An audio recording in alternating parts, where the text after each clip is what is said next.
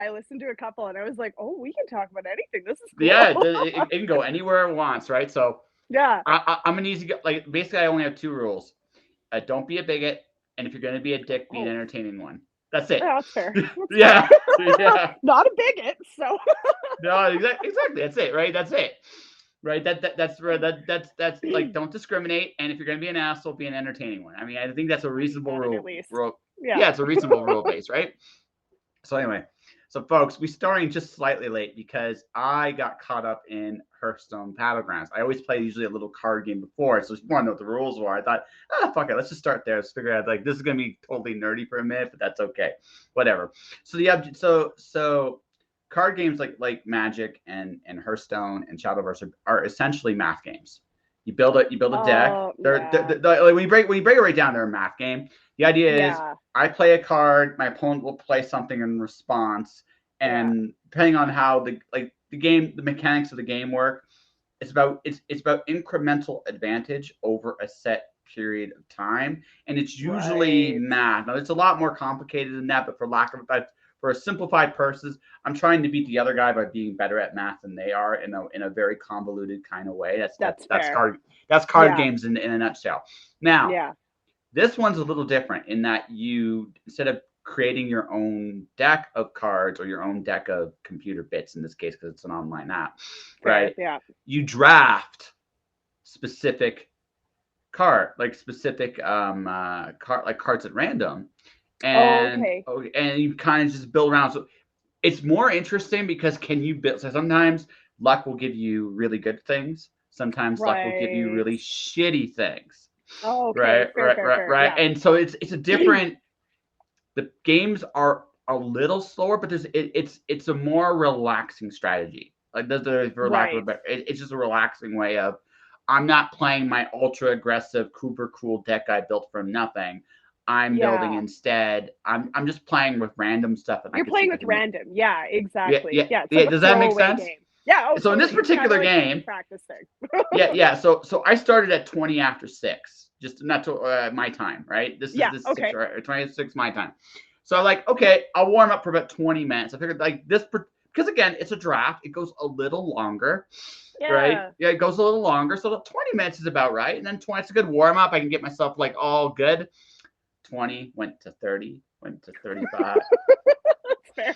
because what happened was everybody like had a pretty good hand, but no one could get. I knocked somebody out early. There's in this particular draft, there's a pool of 8 people, so 2 people got eliminated early, and then there was 6 of us that just hung around for a long, long time, and I was winning for most of it. Right, for most of Awesome. it, I actually was Yeah. winning.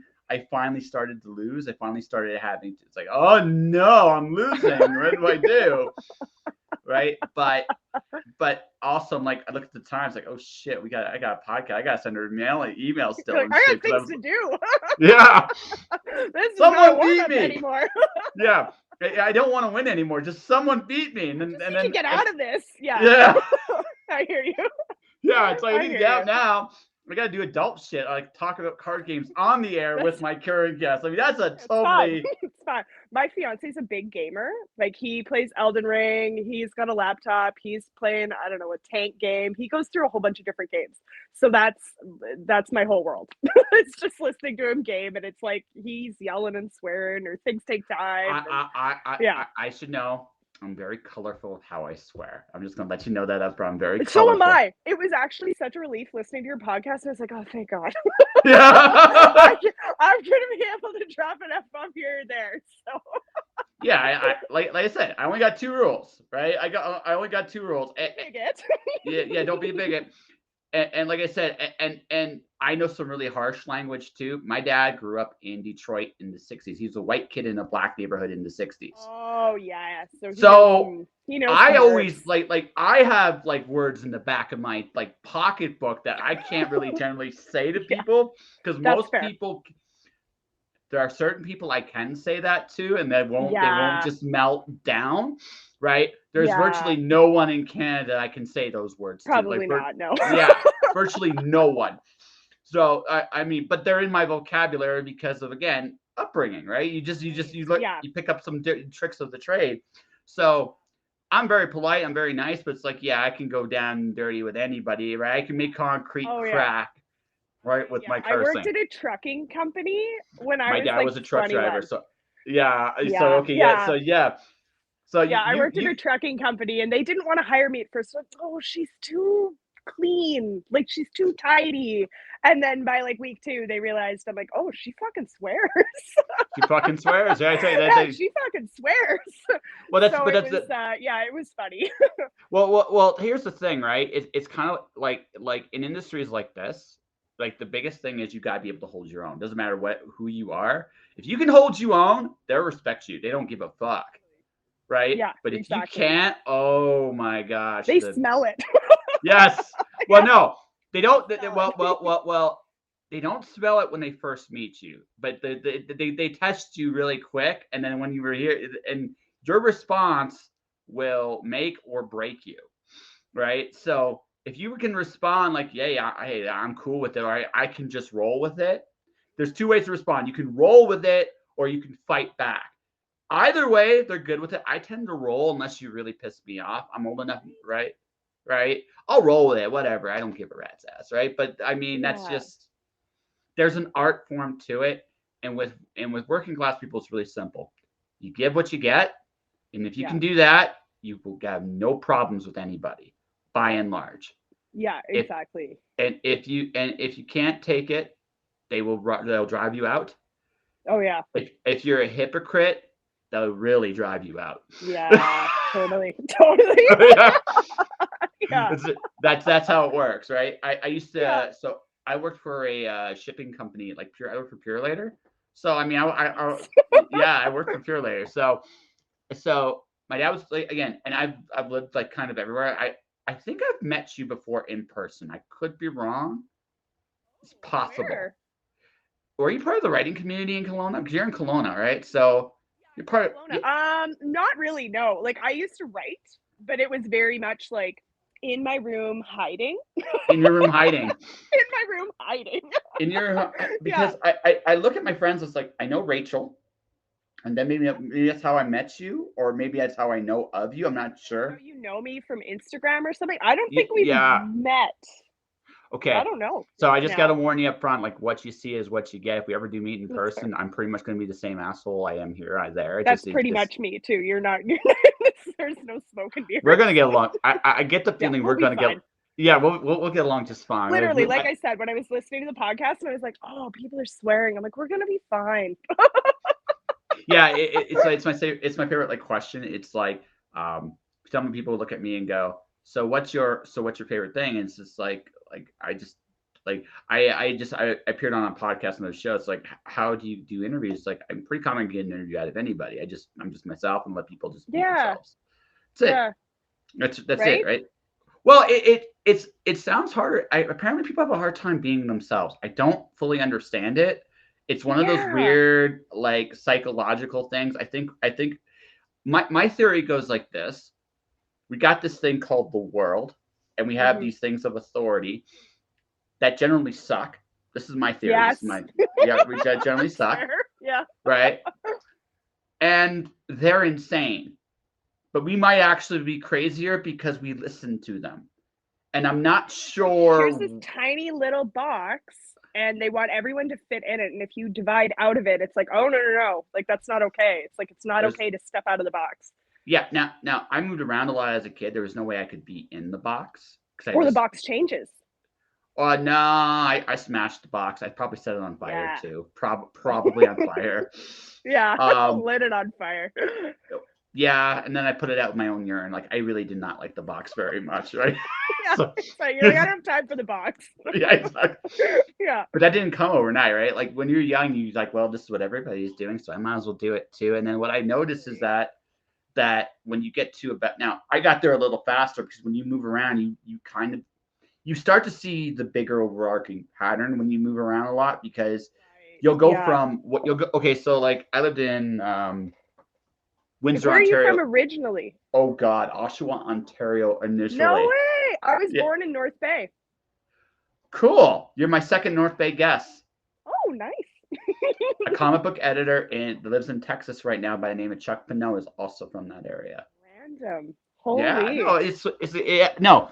So I'm from Oshawa, but I've lived Yeah. in Windsor, London, Toronto, Detroit, Phoenix, Calgary, lots of small towns in Wow. between. Yeah. Yeah, right. Okay. So That's I awesome. have a very unique perspective of the world because what Totally. happens is you'll go to like so I'm 40. I don't know if I look that old or if I look even No. more old. No. Yeah, so I still talk to clouds now. Sometimes they talk back. Hold on, shut up. But anyways, That's fair. yeah, and I've That's fair. entertained you already, right? It's like one Yeah. of those I things. talk to my house plants. I That talk to pretty much you and my anything. sister both. You and my sister would get along, I think, tremendously. We'll talk about Probably. that and we'll get there. Yeah. Yeah. Love plants. But the thing about but so you'll go to like so I'm from Windsor like in the 80s when Windsor was really prosperous and booming, not like what it is, Okay. Yep. right? So I lived there, so I got to see that. I got to see the breakdown of that city. And then I would go to a city like London. So I would get this slightly new wrinkle of what I saw in Windsor, sometimes years behind them or years ahead of them. So it was Oh almost like yeah. so imagine like my childhood, imagine like this. You get a book like say this, okay? Yeah. But instead of getting it from beginning to end, you get like chapter 1, then you go to like chapter 12, and you go to like chapter Yeah. You're 20.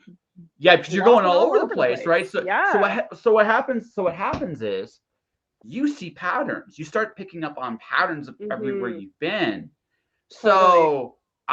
So I look at a city, I look at anywhere I go, I look at it very differently than most people because Yeah. I've had the experience. Now I'm in Canada, Alberta right now, not too far from you, but No. No. Canmore's beautiful. I know I'm leaving it in 4 days. All Oh right, God. Where are you going now? Calgary. I'm sad. Oh, Calgary's not that bad. No, no, Calgary's no. kind of Calgary is nice. actually wonderful. But here's the thing. I've been in the mountains for 6 months. Do you know what it's going to be like when I look out into the horizon and see those mountains and be like, I I was hear you. there. I was there. I was Why in the fuck there. did I They leave? were Right? right there. Yeah, I Yeah. was right there. Canmore's Yeah. beautiful. I've enjoyed my experience and my time here. I have to go back. So this is where I'm at. I'm a freelance writer, podcaster, right? So I have done the wonderful thing as a freelancer. I have broken 4 figures as a freelancer most months. Cool, right? Holy. Yeah, that's That's awesome. cool, right? Now, I'm not quite at living, but here's the problem. If I rent a room in Canmore, I can get an apartment in Calgary for the same price. Hmm. I'm not there I yet. live in Kelowna. I know. Rent is ridiculous. We're considering moving to Calgary because it is way more affordable. Yeah, no, Yeah. you're gonna have that same moment. You're gonna look at those mountains. Yep. You're gonna go, why the fuck did I leave? And then you're gonna come up with That's a me in solution. the lake. I'm like, I live 5 minutes from Okanagan Lake. Like, I Yes. live right down by the hospital. I can walk to the lake all the time. That's like, I've been living downtown for years. And it's like, to leave that, but Yeah. everything's way more affordable. You know what I mean? Yeah, well, it's a weird balance. I'm trying to get to the point where I am completely self-sustained as a freelancer. I'm going back to get. I'm in a cool position. I only need 20 hours a week in Calgary Oh, to work. That's it. I yeah. don't I need. love that. I want that. Yeah, I'm at I that want full point. time. Yeah, you're right. No, fuck full time. I'm never going back to full time work No, again. don't ever. It's the worst. It's a shithole. It's a blithering Yeah, shithole, is what it it's a is, right? trap. So, and by the way, we gotta do a caveat here. If you love what you do, ignore us. That's just Totally. yeah, ignore us. Yeah. I don't love working for people as a general rule of thumb. No. So And I'm at that point. I gotta ask. I'm gonna ask this. Please don't punch me. How old are you? 35. You don't look it. I know. I wear a lot of sunscreen and I drink 3 liters of water a day. You look about 10 years younger. Thank you. Thank Yeah. you. I don't Yeah. think I quite look 10 years younger. But if I You cut my don't look hair, 40. Was your hair longer? Your hair looks long yeah, it is now. long. See, boom, boom, boom. Oh, nice. There Yeah. you go. Now when I cut this, I'll lose about another 5 years. Easy. That's awesome. Yeah, easy. Yeah. It's crazy So what you can do with hair. yeah, well, Like how it's fast just your beard stages. Well, here's the thing. Like, I haven't hit the salt and pepper phase of graying yet, and I might hit Okay. that. I might hit. No, it's funny. My dad hit gray hair faster than I did. Like in his 30s. I'm Okay. 40s, Yep. and so I'm in my 40s. I got some gray, I'm sure. Like it's there, but it's not Yeah. pronounced at all. No, I started getting them like age 25, but I work in the insurance industry full time to pay my Kelowna rent, and it's very stressful. So I think that's where they started. I'm so sorry. Like legitimately, You know what? It's not the best, but I work for a great company and I love the people I work with and they're super supportive. But it's like any well, day now we can go. no. So like I consider I feel like, okay, so legal and insurance have the same issue. You deal with a lot of deception on all ends of the spectrum. I couldn't do it. I would just lose my shit and go, fuck, I'm out, I'm done, because I would hear some bullshit story that I know is bullshit. I can hear it in their voice that they're literally. I bet you if I'm legally allowed to prod them, I would break their story in two over my knee. I could literally. I mean, Yeah, yeah, you hear it, right. you're like, this isn't adding up. Like, do you hear you? So it's like my response would eventually be, I smell what you're cooking, and then they would like, right. You get that reference? You Fair, totally, fair. yeah, Yeah, yeah. yeah. I No, would I get to hear you. that point, and I wouldn't care because there's a certain. I've been I'm a freelancer. There are things I like. Here's the thing about being a freelancer. This is the best thing. You don't have to tolerate crap at all. Or if you tolerate crap, I am a good little whore. You can pay me to tolerate your Pay me crap. to tolerate your crap. Yeah. Right, No, right? yeah, You're totally. right. You're right. Now, insurance does pay well because they do realize that. You always need it. Yeah, It doesn't matter what the economy is doing. Insurance is always going to be there. It is literally the most stable industry you could ever get into. it's top four. Yeah, Do, yeah, do, do, you know, super do you know stable. do you know what I'm actually getting to, which is actually number three? Advertising. During Fair. recessions, Yeah, advertising is actually in more demand, not less. yeah, So yeah, yeah. Because it's just like, no, let me pump my product. Like, someone please buy this. We need to get the word out.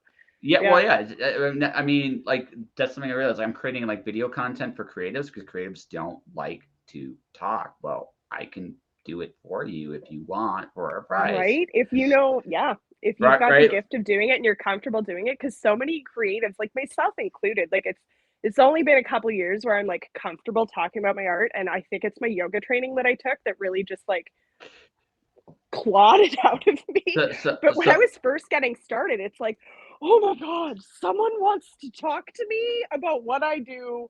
Where do I start? Artist statements. I have no idea. It's like you have it all up in your head and you don't know how to like get it so, out of you verbally and so, explain it, so, you know? well, you're a visual person. Visual Yeah. people communicate through visuals. Mm-hmm. That's how you guys. It's your first language. It's not. I'm Yeah. not saying it's your first language. You show people. You don't necessarily talk. You Yeah. can. Some of you like so you can, but it's not. It's not the same. Why No. talk about it when I can just show you? Because Yeah. if I Exactly. show Just you, look at it. yeah, just look. It's Yeah, pretty. just look at it. You may see Right? a giraffe. It's not a giraffe, but you might see one. So You may see subjective. you may see drafts. It's possible. Listen, Yeah. it's cool. Let Might me talk also about. depend on what you're on.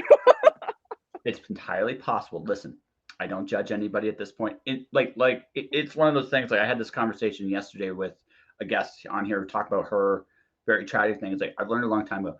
Never judge anybody. People do their thing, and it's just let them. Right? It's much easier on your personal psyche, and also Totally. it also at the same time. This is something I got to live in. So one of the places I lived in was a Mormon community. So I didn't. And Interesting. no. Here's the interesting part. This was for working for one of my heroes. I didn't know it was a Mormon community till I was in the van heading there. It was kind of like a rude awakening the whole way. It was like that's how I found out. I didn't Like, ask that question. surprise. Yeah, it was. I was like, But oh, who this is good. thinks to ask that? hey, we're going to go to this town. Is it a Mormon community? Like, that would not be the first thing that I would be No, thinking about no, at it's all. not. No, and also I'm a Canadian in Arizona at that point in time. So what am I doing, right? So Yeah. what happened? So I got to watch a Mormon community up close and personal, and I'm going to say this: Jack Mormons, which is the term for like Mormons that are kind of down to earth, they're awesome. They are legitimately awesome people. Molly Mormons are kind of like, I'm sure you've seen this in your life where the people are very, very religious and they follow a very certain dogmatic way of thinking. Now, in one hand, you got to admire it because at least they're trying to keep to a standard. On the other hand, sometimes you wonder what they're on. Sometimes it's always a bit Right? of You're both. like, it's so interesting to me. It's like, how did you get so devout? Like, how is this like, I never grew up religious. My dad was very atheist. He was like, don't believe in any of this. And my mom was like, hey, I'm gonna take you to church. You're 6, 7 years old. If you love it, cool. We'll keep going. If not, no big deal. My sister made a friend, like the new kid came to school and she was Jehovah's Witness. And she's like, can I go to these meetings that they're having? My mom's like, sure, try it out. It's totally fine. My mom bought me a Ouija board when I was 12, right? Like, it's kind of like, Oh, do God. whatever you want, like she was very much like, whatever speaks to you, fill your boots. And my dad's like, why are we believing in any of this? So I always find it interesting when I find people who are very devout in their religious beliefs, because I'm like, how is your house, or when they're questioning it, because I've never had that struggle. So I'm just like, how is that? So It's like another layer of being that I've never really had to experience. okay, I'll answer this, but I need to ask a question first because this is one of those things that it depends on. Okay, have you ever had anything that resembles what they would call a supernatural experience? Have you seen anything like magic in action? Have you seen anything like that? I'm asking that. There's a reason I'm asking this question. Yeah. So Yeah, I'm trying to think now that I'm on the spot. You know what? It's not that I've really seen anything, but I definitely had a feeling. Like, we grew up in this house up in Rutland, and we were there for forever. My parents rented it for 33 years. We had this furnace room, and ever since I was a child, I was terrified of the room. And it's not because I'm afraid of furnaces or heating and air conditioning. oh, I'm like, there's legit something in there. Like, there's literally something in there. And I think, like, that never left me. Even as an adult, when I moved them out, that still stuck with me. Like, I opened the door, I took a peek in, I'm like, nope, too creepy. There's something in here. I don't know what it is, but okay. there's something in there. So I'll answer your question now. So you add, so it kind of works. It kind of works like this. We all are to a certain degree or another that like the world is a bigger mystery than what we see. Like we all have limitations of what we Yeah. see, right, and perceive. I'm a pretty open-minded guy. So so you might think me crazy. I had my own personal experience with what I construed as the shadow of death. I've had my own. Okay. I've seen the flying saucer over Casino Windsor. I've had friends. Neat. Yeah, right. So these are things. These are things I've seen. Now I acknowledge openly that I could be completely off my gourd and crazy because I mean if nobody else sees them, but the world kind of works like this. There's a point. There is to some degree there is this truth. You see what you're ready to see because Yeah, the nature of the world is such that if I expose you to something you're not ready to hear, totally. it can shatter you. It Yeah. can totally shatter you. Yeah. And you can't unsee it. And Yeah. that's why it's such a I will talk to some of my friends about some of the really crazy things I've seen in this world. And there are some people I will not even mention it at No, all. some people are just, they can't swallow it. They No, don't they want to can't. They hear it. can't. Yeah. Right now, if I were to make a guess, like you are at that point where I say you're agnostic. I'm not sure necessarily searching, but more along the lines of you acknowledge the possibility that there's something out there. It may not be Totally. your thing, but you at least acknowledge that there are bigger things than me in the Oh yeah, world. there's Yeah, bigger yeah. things. Well, and with all my yoga training I did, like, we're more than Oh just our yeah, physical yeah. bodies Like I right say, here in but the world, right? no, So, no, totally. But again, everybody's at a different level with this, right? Right. So yeah. it's so that's why I asked you up front because if I'm gonna have this talk, let's. So going Yeah, down to we're someone going that's there. more, yeah, well, it's true. Like I mean, personal experience. I mean, I could have sworn God has spoken to me twice. Now and again, someone such now you get an experience like that changes your whole perspective of what is possible or real. And again, openly acknowledge I might be off my gourd. I'm good with that, right? Right. But once you open yourself up to those possibilities that what you're hearing and seeing is real in some way that you don't fully grasp or understand, then you start looking at, okay, how does this all work? It's that internal question of, is what you see around you this all there Is this is? real? Yeah. Is Yeah, this that's it? another one. That's another one too. Yeah. That's the second one. The second part is there more? There's got to Yeah. be more than this, right? That's the Totally. heart. That's the heart of all spiritual belief, whatever you believe. I believe in Yeah. God. I believe in Jesus. Cool. Some people don't. I'm good with that too. You want to Yeah. have that discussion? Great. If you don't, I don't care. It's not like I'm not Yeah. here. I am not here to tell you the grace of God. Someone else will do that better No. than I will. What I will do is I will encourage you. I don't know how many of my episodes you've listened to. I tend to encourage people to follow whatever their dreams are and to live their Totally. life, Life's right? too short. Yeah, exactly. You know, So like we're only in our bodies in this experience for so long, and it could end literally at any moment. And when it ends, yeah, it ends. So exactly. it's Yeah, explore it exactly. or don't, but don't, yeah. Yeah, exactly. So based on everything I just said, I keep that in mind with people too. And so I'm like I said, so sometimes with some people I'm very careful because I can listen to them. They're like, you ain't ready for Yeah. shit, and I ain't gonna Yeah. tell you anything. And Yeah. some people I'm gonna be like, okay, I can have this conversation about this crazy Tesla invention or this Yeah. crazy conspiracy theory that might be true, or I can talk about like, hey, this cool experience happened to me, and we all got them. Like, here's the thing: Oh, it's how we totally. process, and it's how we process them that's so interesting. Atheists to me I personally find hilarious, Oh my right? gosh, so much. And they're Yeah. so funny in that like I have a few friends that are like very strong atheists, and Hmm. they're like the extreme of like very strongly religious people. They actually are the most religious people I've ever met. They Like, it's really are. not They're the even most unreligious religious people ever. okay. I define so this is how I define religion. I define religion as a ceremony or practice thought that you constantly practice all the time.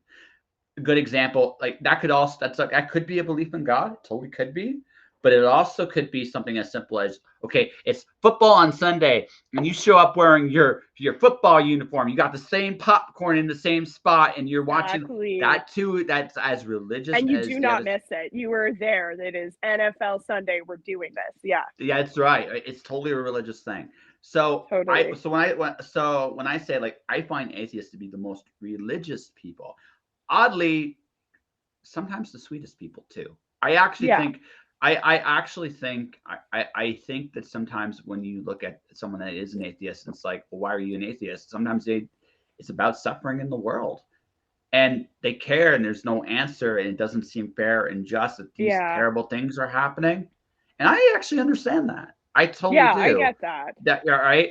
But when I get to someone that goes to me and goes, well, there's no way this could be because of this, and it's like, Right. okay, and then they're the You're ones like, I'm that not going entertain. deeper. Yeah, they're the ones that entertain me the most. They're the ones that absolutely entertain me the most because it's they put themselves in such a neat box that it's like like yeah, you almost affirm my faith in God because you're here. Oddly enough, right? So Yeah. right because you're here, I believe there's a God, and Yeah. I said that to a couple of them. They're like, how the hell can you think that? Just look at you and how you think. It's amazing.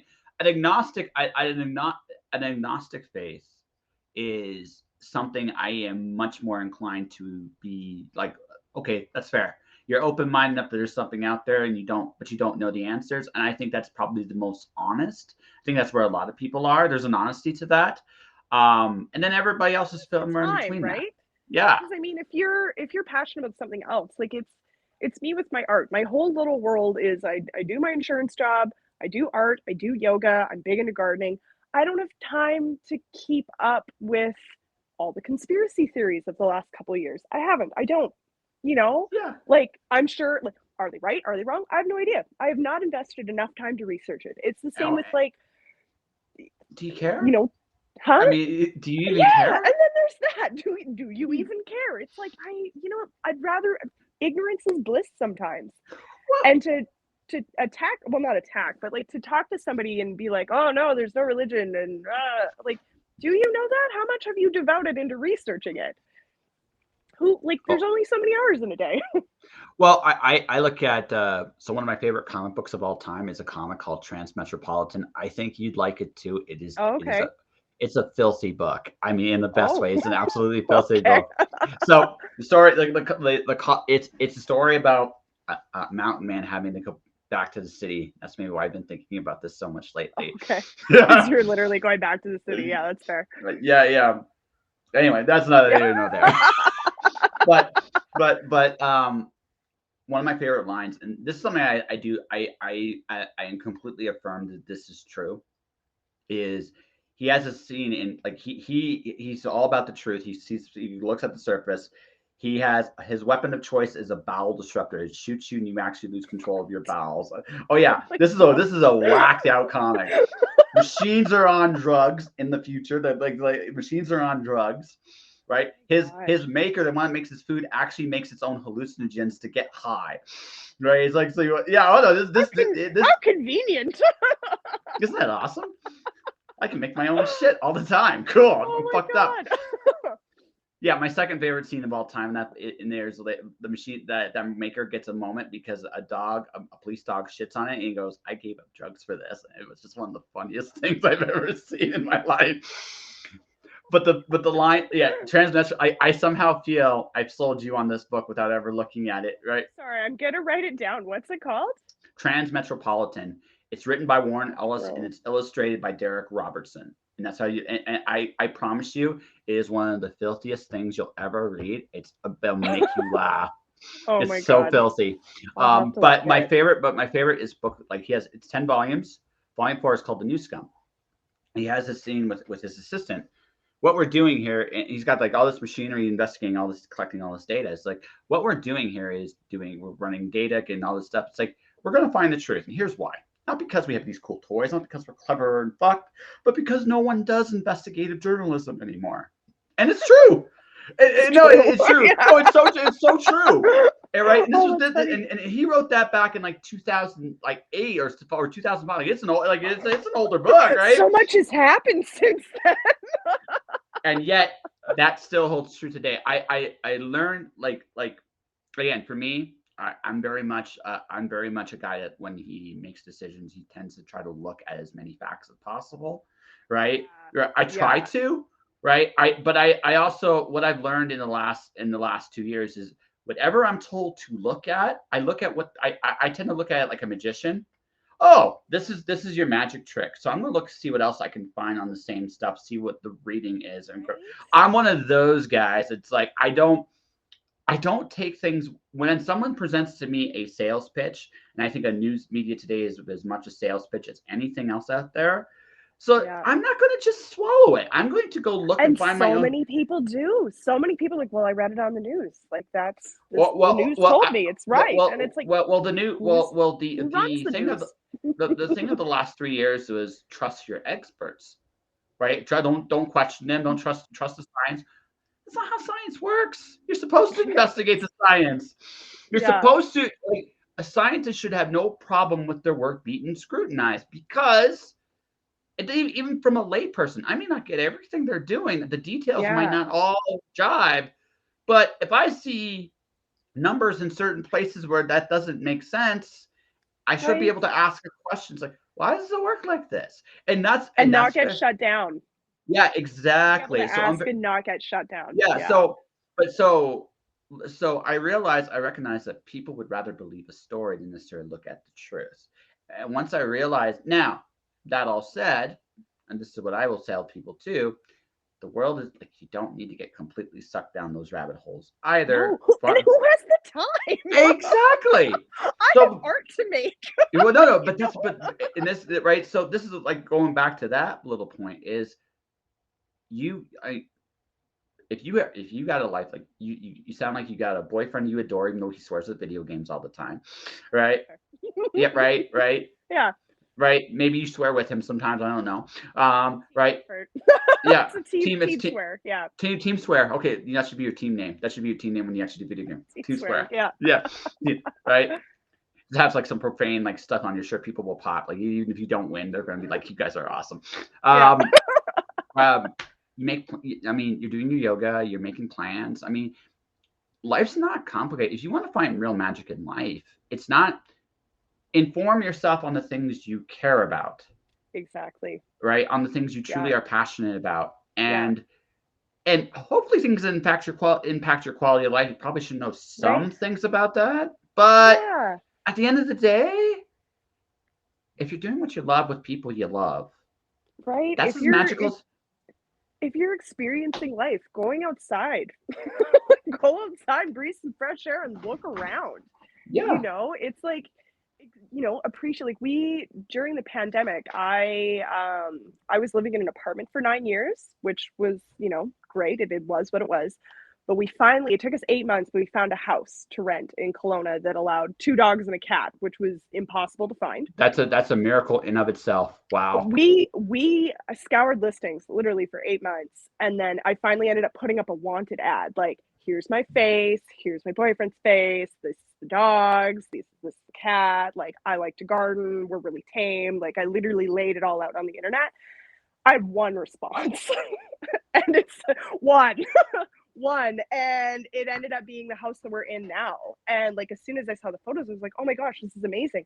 It's only 750 square feet. The house is built in the 50s, but I get so lit up over having Yes. windows, natural light. It just like watching the seasons change at our house, and just seeing how our yard's gonna look in the Yeah. spring, in the summer, in the fall, in the winter. Like, that's the stuff that gets me excited. And I would way rather, if I had to choose between sitting on my computer, going down a rabbit hole, trying to figure out the mess Yeah. of the last 2 years, for example, or be outside and Well, catch a no. breath Well, and just live simply, I'm picking that.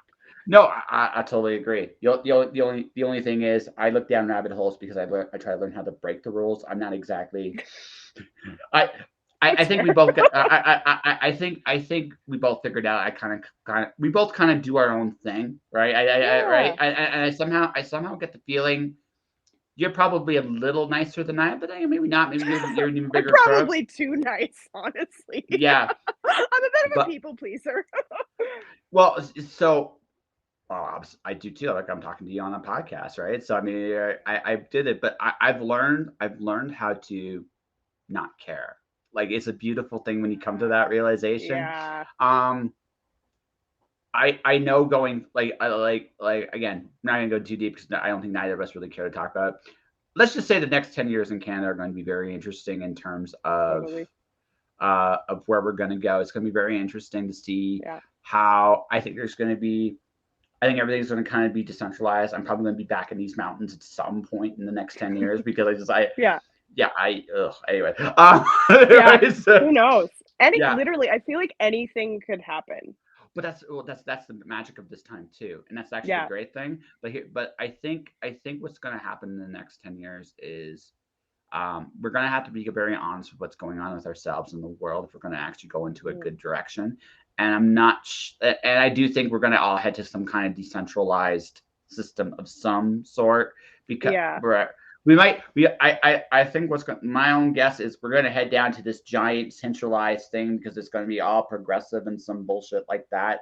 And when it blows up in everybody's face, because I think it's going to, everybody's Yeah. going to decentralize and kind of go, hey, gardening and yoga and living in one's house and minding your own business doesn't seem like a bad way to live. We're Right. going to get back to that. I Yeah. think Let's we are go heading back into back. that. Yeah, Yeah. I think we're going back into that direction. I don't know. Yeah. I would hope it would be quick, but I somehow feel that I think as human beings, sometimes again, when we fall in love with an idea, if the idea is the wall, we like hitting our head against it several times, maybe until we Yep. break the wall or we break, whichever comes first, Yeah. Yeah. The right? wall breaks us. Yeah. Yeah. I think we gotta go through that still. That's my opinion. I could be totally wrong. Yeah. So in the meantime, it's like, well, I've kind of always done what I damned well pleased. I don't think that's Yeah. gonna I don't think that's gonna change, even if the rules change. And that's just me being very honest with Yeah. myself. And so I like looking for interesting ways to bend and sometimes just outwardly break things. And I'm at that point in my life that if someone doesn't approve of what I do, cool. I That's don't care. cool. Yeah, I Totally. don't care. I don't Totally. care, right? Yeah, I And hear you. yeah, and you get to that point when you realize that by and large, so I think you'll like this concept. Something I read not too long ago is about the idea of being addicted to happiness. And Okay. I think the choice I think in a lot of choices is for most of us seeking happiness is not you have to take risk. You have to go out there and you have to do things and you got like I'm taking huge risks. I want to be a freelancer. I don't want to fucking do this shit no more. Right? And right and I'm taking a huge risk right now. I might fail. And that's totally a possibility. I don't think I'm going to fail. I'm past that point in the mindset too. Yeah. But there's always I gotta be honest with myself and say I may not get it all right. There's risk with everything. But it's those risks that we find happiness. It's Totally. not. It's right. So It's not I. staying still in the same lane, right? Like here's my It's little box. I'm going to stay in it and I'm not going to deviate out of it. There's this big dream that I want to accomplish. Oh, but I might fail at it. Like, okay, but like what if you don't? What if you never try and you just stay in your little box? Are you happy in this box? Because if you're happy, great. And you want to stay there and you're comfortable with that, awesome. But if you have a teeny tiny bit of you that wants something totally different, more, you gotta go for it. Yeah, and I'm that guy. I go take those risks. I do those things, yeah. and so that means that sooner or later um, I'm going to succeed or I'm going to fail, but I don't care. And that's the Well, best and you're wonderful. doing it. That's the Yeah. journey is the main thing, right?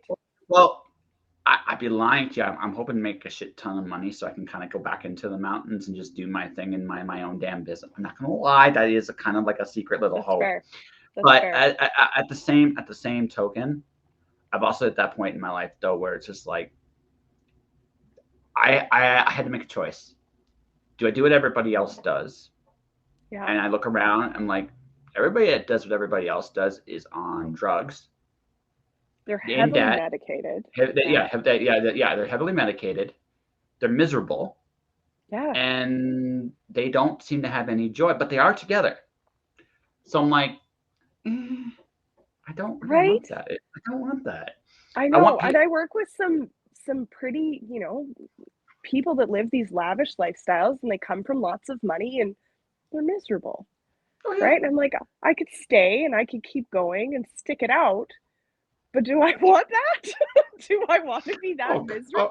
oh, Like, oh, well, yeah, because but what ends up happening is they have everything, or if they have everything they're supposed to have anything anyway. And so now what do they do with themselves? Well, they don't know. So what ends up happening there is very rich people end up usually, and if they have no direction, end up getting in trouble, right? Their marriage life sucks, their party life sucks, they got other problems, and they get lots of leeches feeding off them eventually yeah, because they're bored. I mean, yeah, they're that's the bored. They're honest. looking for an outlet in the wrong spot. Well, yeah. Well, it's also the momentum too. You have this point in your life too where you're like, I'm comfortable. Comfortable is dangerous because It is. com- Yeah. because it you can be and we can get comfortable. The benefit and downfall of the human race is we can get comfortable in practically any situation, Hmm. even if Totally. Be it a good situation or bad. yeah, it can be a Yeah. horrifying situation, and we all Yeah. still take it, right? Right? Totally. Um, maybe you might lose hundreds of millions of dollars in some like Hollywood Ugh. cases, right? So Yeah. I mean that's that, but I mean that's it, right? Do I escape this, right? Or do I just take this pain and keep all my money and everything I've worked for? And these are real things too, right? I mean, Yeah. but at the end of the day, what I realize is that's the trap of being wealthy is if you don't have a plan of where you're gonna go from there, Yeah. right? Because it's one thing to get there, it's another thing to stay there and be content. Super, super, super hard.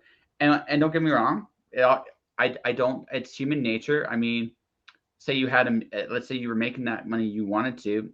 You might come Yeah. up with these weird demands like you're only going to eat red Skittles, right? In a drawer. Like you might Yeah. because here's the thing, you You realize afford the luxury too. Yeah. you can afford the luxury and you can get away with this shit now, right? Because you got nothing to lose. So I'm gonna do what I Yeah. goddamn please, right? So Yeah. and it's fun. And when you have that kind of power, it's fun at first, right? But then you realize again, then ultimately what it comes down to is yoga, plants, swearing boyfriend at video games, and art. Right. It goes Yeah. back to it goes back to simplicity at some point or another, and Yeah. you've got to take chances. And what make again happiness is I'm not going to say happiness is not a solitary thing, but you have to be willing to be solitary to find those happinesses, right? So Yeah. and that terrifies people. Oh, absolutely. Yeah, absolutely. If you've got people like if you grew up in like a negative mindset, or a negative household and you're constantly have the assumption that you're being shit on constantly, it's like your life is 10% of what happens to you and 90% of like how you deal with it, right? Like you Yeah, can, absolutely. like you kind of have to choose to be happy. And for a lot of people who haven't had that, it's hard to sell them that, Mhm. or it's hard to grasp. Yeah, and that's it. Like that's just it. So you got to make some freelancing. These last 2 years has taught me a lot of valuable lessons, and one of them was this: you're going to completely isolate yourself from a lot of the communities you knew and loved because they're not Yeah, going down your path anymore. You're, totally. but at the same time, the people you find are going to be amazing people, Yeah, right? absolutely. So but you got to be willing to trade, to let that go, Yeah, and that's and again, I have 10 rules to success. yeah, Right, the eighth rule is to stay uncomfortable. that's fair. Yeah, Do the things well, and that's like with yoga too. Like a lot of yoga too is like the yoga pose that you hate the most or is the most uncomfortable is probably the one you need the most. yep. Right? That's kind of life too. Like doing those uncomfortable things, having those uncomfortable conversations. You don't want to do it, but there's a reason why you have to do it. Right? And it's probably a lot better on the other side once you just do it. So I have this theory. Again, I don't know how many of my shows. I have this theory that fear is a door, not a prison, a door. And usually, Okay. what you want on it is on the other side of it. But in order to get to Yeah. what you want, you have to face those fears. Mhm. Yeah, that makes Like sense. that. Yeah. Yeah. Yeah. Again, so things I've learned in the last 2 years is both a freelancer and watching how the world has gone mad and trying to Yeah. kind of wake up from that horrible dream. I think at this point, Right. slowly but surely. Yeah. Right. Yeah, But totally. yeah, that's the thing, right? So you come to those points and you just realize that, you know, again, what matters? You're here. You don't know what tomorrow is going to be like. And my other favorite quote is actually from Stephen King. You're either busy living or you're busy dying. Totally. Right. And I'd way So rather be busy living yeah, and on whatever that my is for you, terms. that's what I'm doing. Right. That's what I'm Exactly. doing. I'm treating the rest of my life as it's going to be on under my terms, and no matter what, or fuck it. I'll go back. Yeah. Right. I'll leave everything behind. I'll get a fishing pole. I'll grab like a little bottle so I can make my own alcohol. I'll go to a lake somewhere and I'll drink and fish. I don't give a rat's Yeah, ass. there you go. Live the Yeah, yeah, life in the right. mountains alone. Well, I don't know about alone. I see. I think with the way the world's going, I'm gonna have lots of company. We're going to just train alcohol. Communes. Like my friends and I, we talk about having our own little communes. Like we all have our own little skill sets. Like I like to garden, I like to cook. I've got friends that are carpenters. I've got friends that are good with kids. Like I'm like, we'll just have a hippie commune somewhere Why not? way off in the shrubs. Yeah, yeah, no, Right? why not? That's what's gonna happen, right? Yeah. Just as long as you don't isolate too much, you're good, right? Right. Yeah. Again, that Mormon community, isolation was a big part of that too. And I got to watch that. What that did, it was like, Yeah. so this is kind of different. Anyway, well That's kind of there. how I feel. I've never been, but Bountiful, BC. It's outside of Creston, and it's like a little Mormon community. Some by the way, not oh, so I'll give you a fun Mormon story. They tried to convert me when I was there. Well, obviously, it's what Of they do, course. right. So I went and with them and I played baseball. Now, Okay. so this is okay. So this is what happened. First off, they lie about 3 strikes. It's only 2 strikes. The first pitcher went across, we had like go by, strike 2. I'm like, what happened to strike 1? We don't do that. We just it's like, oh, okay.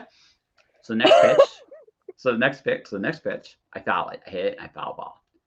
I go shit. I say shit. The preacher's right behind me. Everybody is I'm me. I don't like, I'm not like that is just the way I am. But to watch everybody go, ugh. Just watch the preacher kind of just lose his mind just a little bit in his head. He just realizes he's like, we haven't heard that word around here in years. Yeah. Well, yeah. Well, wouldn't go that far, but yeah, no, no. It's when you live in a community, when you live with a prevailing thought, I'm sure you've seen this with some people that go to certain churches too. It does not just Mormons, it's churches in general. There's the way you're supposed to be, and then there's just what goes on when you're not at the church on the Sunday morning pew, right? So, right. So, right. The most debauchery I've ever seen was in that town. Right. So I mean, so that's fair. Yeah. I mean, I think like we had this conversation at work the other day about kids from Catholic schools. Like once they leave Catholic school, it's like they go off the rails almost, right? It's just like, oh, I've got this freedom, this rebellion, I can do whatever I want, right? And it's just like sometimes they take away too far, right?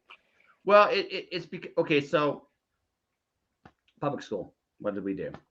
We fooled around, we drank, and okay, so you lived out west. We didn't like we're in Ontario, doing weed. It was there, but it wasn't like as accessible. Oh yeah, it was like everywhere here, right? Yeah, exactly, right. So you just did your thing and you minded your business, and no one really said mum about it. It was the way it was. Yeah. Now in a community where you got this like this, but you have this overwhelming thing trying to put everybody in a box. Yeah. Well, no one fits in the box. No one just does that for an extended period of time. So what eventually happens is you buy into it a little bit because you're trying to play the game and you're trying to get by, and you're trying to be what you're supposed to be, and then you're trying to fit in. Yeah, and then sooner, and it's a defense mechanism to some degree, and then sooner or later, you just you get to that point inside you where it's like, fuck it, I'm done, and sometimes you're still there. When you get to that point, and you just slowly just builds. And then when you finally get to that point, you're like a coil ready to spring loose, and you just spring all the way loose, right? Gone. Yeah. That's what happens. And like I said, I'm certainly no saint. I'm going to be the first to admit it. I am not I'm not a saint at all. But at the same time, it's just like I'm not necessarily going to say, hey, listen, you maybe should not go off that deep end quite so hard, but but there's I'm not for the sin and safety pin concept, but I definitely there is a point of, we all do stupid shit. I'm good with that, but then there's really stupid shit that maybe you shouldn't do, right? There's like a line. It's different for everybody. Yeah, well, everybody gets certain passages and leeways, right? So that's what happens, and so when you see this again, when you see all this stuff happening, and you just kind of realize that, again, most of these expectations we have that the world sets on us are just bullshit. It doesn't matter what it is, religious, government, like corporate, whatever. It's just bullshit. And so, like I said, and this is all just pretty much came to me like this might be my quote unquote midlife crisis. I don't care, but I'm just gonna do what I damn well please. Totally. I don't care. I also probably doesn't make me like full-time employable anyway, because here's the other. I honestly don't know how I still am. I must just be super nice, because there are a lot of times where I'm like, what am I doing here? No, I'm not doing that. Like I work in a corporate office. I still wear my yoga pants to work, and I get away with it because I'm the weird artsy chick. And the office, it's also just the thing. You made it normal. There's another little rule. There's another little rule when you work somewhere. Whatever you consider normal, if you enforce it hard enough, they're going to cave into you, because that's just how it works. It's like being a teenager. Like I remember being in my late teens, early 20s when I was getting my piercings, and the norm back in the day was, oh, you're never going to get a job. You're never going to get a job. Yep. Who's going to hire you? You'll be on the streets with that piercing. I'm like, no, nobody even really notices it. Or it's not until like months down the road they're like, did you just get that done? I was like, no, I've had that since I was 19. And like I've never not worked. And I've never not worked in like a corporate atmosphere. Like I worked in a corporate office with blue hair. I changed my hair every couple of months for a year. And a lot of people were like, wow, this is awesome. I love your colored hair. But you know, a lot of the older crowd was like, you can't be here with that. I'm like, why not? Does this blue hair change how I do my job? Absolutely not. I sit in See, front of a computer. No one knows. the thing, you're uncompromising. And that's the thing. When you show that, when you're not going to compromise. So this is where I'm at now. As when I work, I was doing some temp work in Windsor, and this might condemn me to some degree. I don't treat my bosses as bosses anymore. I can't. I don't know how. I don't have the ability I just to joke around with them. Like I'm such a goof. I can't. Well, I can't well, be no, super serious. it's not even that. Like, okay, in my case, there's this like place they put me in, and during my first week there, they put me on a shift. Right, they had to train me kind of sort, and they trained me a little bit. Like it wasn't Yeah. like fantastic, but it wasn't terrible. So they moved me on to the night shift. Night shift doesn't train worth a damn. Didn't train worth I'm it not surprised. absolutely. Yeah. But here's the thing. I'm old enough now where this was like, so this is how it's going to work. And this is in my head. If they give me the tools to succeed, I will do my best to succeed. Right? If they don't, I'm not going to do my best to succeed. In fact, I'm going to be bad almost. I'm not going to say on purpose exactly, but I'm not going to care if I fall behind because you're not training me. Yeah. Yeah, you're not training me. Totally. You're not training me, so I'm not going to care. And that's what happened. They put me in this, my last day on the job there, they put me in this. They tried to yell at me. I was like, what do you want? I was very just calm about it. It was just like, what do you want? It's like, this was a more complex job than anything you've given me to date. So you should have at least had somebody here with me. You didn't. And so they just looked at me. It's like, because I'm not cowed or anything like that. I'm just matter of factly speaking my mind. And they're like, I think that was why I got let go, because it was just like, I'm not going to treat you like I'm intimidated by you. I don't care. Yeah. Right. I just don't care. I've hired people. I've hired people myself. I fired people myself. I know what that's like. Yeah, exactly. So, and I think when you've been in that position where you've hired and fired people and been your own boss, it's easier to be like that, right? Whereas like think of how many people where they've only ever worked under someone, and it's just like, no, the corporate ladder, my boss, those are the rules, like you got to follow them. Like I can't stand up, I can't say no. You know, like some people are downright terrified. They're like, no, I got to follow the rules. What happens if I don't follow the rules, right? So I'm just sent an email to my former. I did a show for an immigration company, and so it's been about a month. It's been about a month, right? And this is just who I am. So I asked for. I think they paid me for the last little bit. I'm not going to say I've talked about it in the past. I just won a few times in my life. I felt like I've been fired for doing my job too well, but that's not the story. That's not the story I'm going to go with. The story I'm going to go instead is they promised me a letter of recommendation on top of, right? Oh, okay. So I waited a little bit, and then I contacted the CEO straight, like, yo, are you going to give me that reference letter? Right? Yeah. It's like, I'm sorry, we're not doing any of this at this time. So that was his response a month later. So what I did is I forwarded the initial thing where I asked for that. And I go, look, I don't mind if you said no, but next time show some integrity. Or if you're going to change your mind, tell me so that I don't waste my time with you. That's it. Exactly. This is a CEO. I don't give a shit. Right? No. So I don't give a shit. And that's just me, because again, it's like, well, why bother? Right. And like I said, and again, also, how hard is it to write up a recommendation letter? You know, like, well, the amount of time it took him to respond, you probably could have written one up. That's like, it's a waste of time. Yeah, a waste of my time. Just write right? the damn letter. So that's what I did, because, and I mean, don't get me wrong, I asked for stuff. I was demanding with the company, because I was just like, you know what, this is what you guys want me to do, so I'm doing it. I don't care, right? Show worked. And I did my job, and I'm professional. I'm proud of what I did. But yeah, do you think I want to work for that company again after that? No, I wouldn't either. And you have to look out for you, because that company's not going to look out for you. Oh, I know that company's not going to look out for me, right? I totally know that, right? So it's just one of those things. Once you realize this stuff, it's just like whatever, right? And again, these are bosses. I don't give a shit. Like, that's just where I'm at. I don't give a shit, right? Yeah, exactly. I'm going to talk to you. I'm going to speak my mind. If that gets me fired, so be it. I don't want you anyway. That just tells me that at the end of the day, you're weak ass. And that's how I Yeah. look at it, right? That's Yeah. just how I see it. Exactly. Right. I want people, again, I don't mind doing what I'm told to do either. It's just, I want people to be, this is the job, do your job. And if I do something Yeah. wrong, tell me.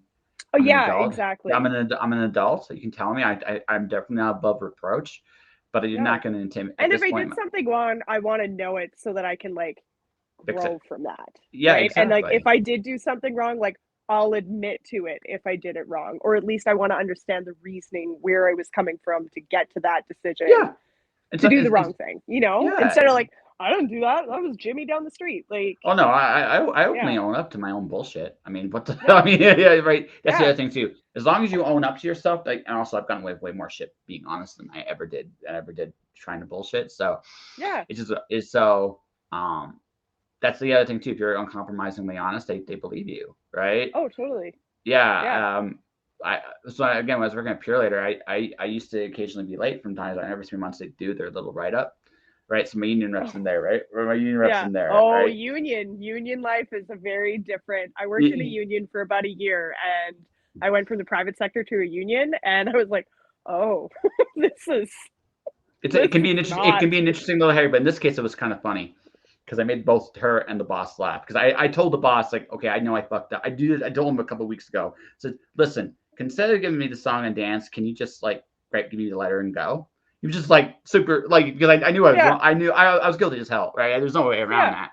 And I was upfront with him about it. So I go in, he goes, hey, he's like, yep, this is gonna be quick. Just want you to say, were you late? Yeah, guilty as hell. My union and him just started laughing when I said that.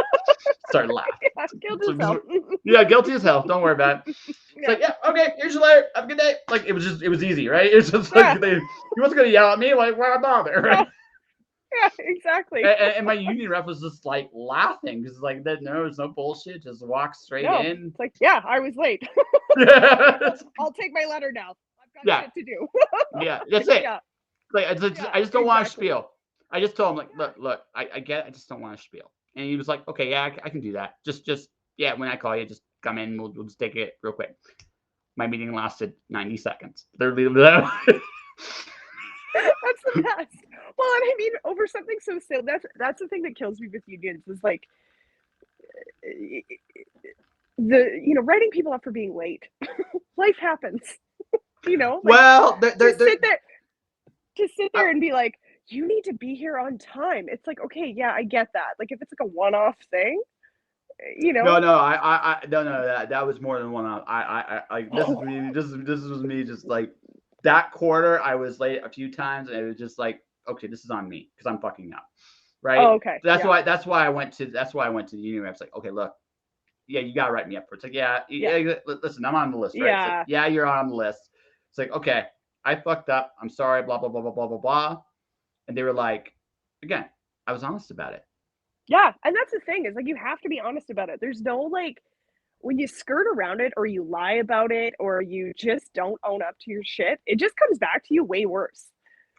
Like the Well, amount of yeah, times I've screwed things up and I've been to a boss, I'm like, yo, I messed this up. I don't know how we fix it, but we gotta fix it. We gotta fix it like pretty soon. It usually goes over way better than just like not dealing with it. Yeah, because here's the thing, you're taking ownership of your actions. Huge. totally. Yeah, So you're accountable, first off. Second, yeah, you're being honest. yeah, There's no bullshit. The last thing, totally. and like I feel like this is my thing. Middle management would truly be hell. Here's why. Middle management is the babysitter. They are dealing with the people Oh, above them that want things done a certain way, and they have to keep the yeah, people below them kind of happy. But in the middle, they're dealing with everybody's shit, and it's not just rolling yeah, downhill; it's coming upwards too. And you're yeah. just like Yeah, it's a shit sandwich, literally. And yeah, you're the meat in the middle of that, right? yeah, So I think the fact that I don't need to be babysat, like I don't need to be babysat here. I own this. I did this. There's no babysitting. It's like, oh, okay. I don't have to deal with you now because you've owned it. I've yeah. done my job. You get this. Yeah, Yeah, that's it, right? The moment you lie to them, the moment you lie to anybody you work with, it doesn't matter. Like this is entity's place. You've killed yourself. you're dead. You're dead in the water. It doesn't matter. Doesn't matter who it is. You're dead in the water, Exactly. right? Yeah. So Totally. that's just the way it's like you're dead. Because now it's not that you did it or didn't do it. They really don't give a shit about that. They No, just it's have just the right. fact that you're not honest about it to begin with. Mm-hmm. Yeah, Yeah. it's it. Because now it means, man, I can't put you anywhere. I can't do anything. And if I Now I put got to you in, keep an eye on you. yeah, and I can't put you in charge of anything now because, fuck, because you're gonna fuck it up, and I'm not gonna know what the hell happened, dude. Right? That's what happened, right? Yeah. This is the thing, right? You can't Now fix I a fuck really up. have to manage you. Yeah, that's it. Yeah. That's it. You don't want to. That's the, again, no one wants to work that hard, right? No one does, right? No. No, right? If I'm dealing with a dishonest person, I have to put them in charge of something, and you're just like this. Oh, fuck. You're like, oh God. Yeah, it's it. So I'm what you gonna do? have to redo that later. Yeah. So I mean, I actually have a theory with some managers though, and this is my theory. They're put in charge because that's where they can do the least damage. Like all right.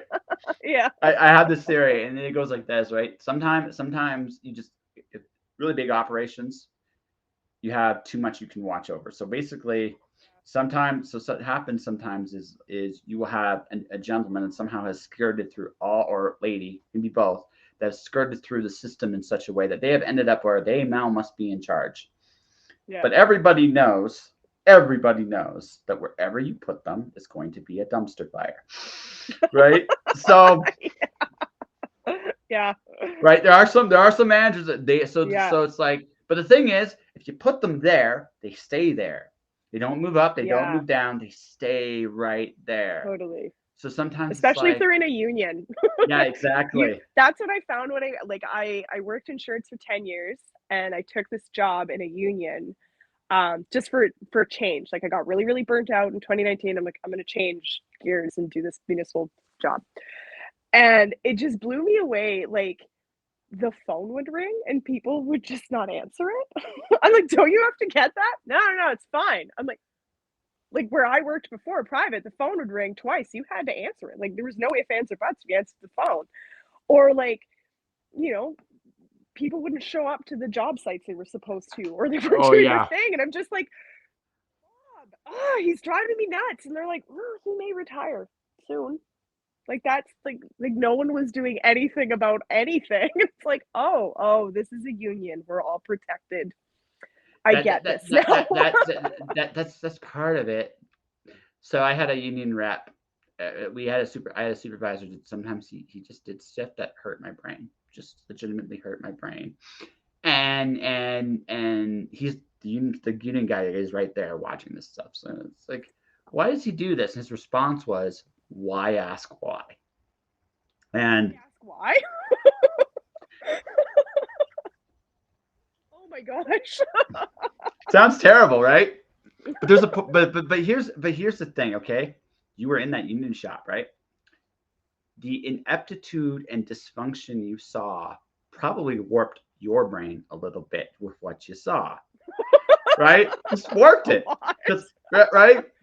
And you're like to yourself, now you could, and I'm sure you did this because I've done this too. You'll ask yourself why, right? Why is this that way? Here's the terrifying thought, okay? Here's the terrifying thought. Sometimes you get an answer, and the answer is worse than what you saw. Sometimes it is. That's fair. Right? So sometimes, again, if you really want to know, ask. But if it's one of those idle thoughts, why is this going on? Sometimes that's not a question you want to. You don't want to know. No, You don't. No. Does that make sense? Yeah, when I worked at when I was 21, I worked at a trucking company, and they put me in charge of the office at 21, and I'm like, it's just cute little mom and pop shop, and they're like, yeah, 21-year-old run this office. I was like, all right. I felt like really big and adult. I'm like, I'm running an office. This is awesome. But there's all this crazy stuff going on, and then it's like you're asking why, and you're finding out why, and you're like, oh, I don't want to know.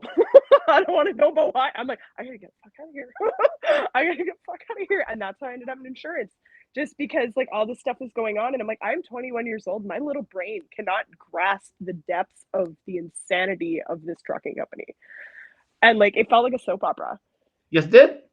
Or high Yeah, school? felt like a Soap soap opera opera. or high High school? school. Yeah. Probably more soap opera than anything, but it's like the stuff I saw in the like year and a half that I worked there was like, oh my goodness. I was like, and there was no like, I was so like, I'm ambitious now, but I'm more ambitious to like, you know, do art full time, be a yoga teacher, and like live this like full time artist yoga life. That's very much the goal. But when I was 21 and I wasn't in art, you know, I wanted to climb that super cool little business ladder. And I got a point where I'm like, okay, I've learned all the things here in this office. There's nothing left for me to learn. I either get my class one license, which no thanks, I don't want to drive a truck, or yeah, or I learn the bookkeeping, and they didn't want to teach me the bookkeeping. So I'm like, okay, well, I've met my cap. I gotta go, you know. And once I was like, okay, I've met my cap, and there's all this crazy stuff going on, I gotta go now. You know, it just because I knew it wasn't gonna get any better. Oh no, it doesn't, Yeah, I because was like being on a sinking ship. so here's the thing. This is the other thing.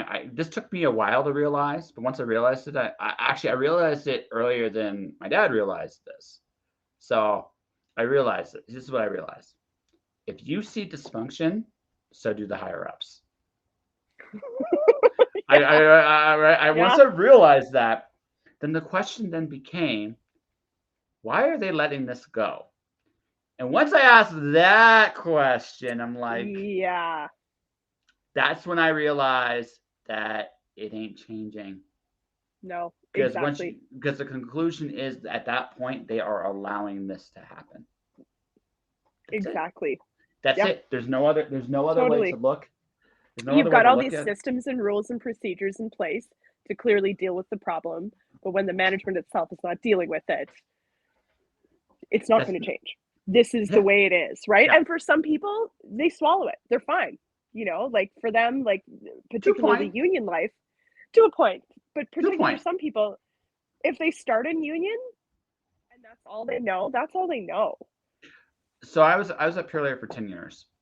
With this attitude, I figured this out after the second day, that the secret to where I was stay under the radar. That's it. As long as you stay under the Yeah. radar, you're good.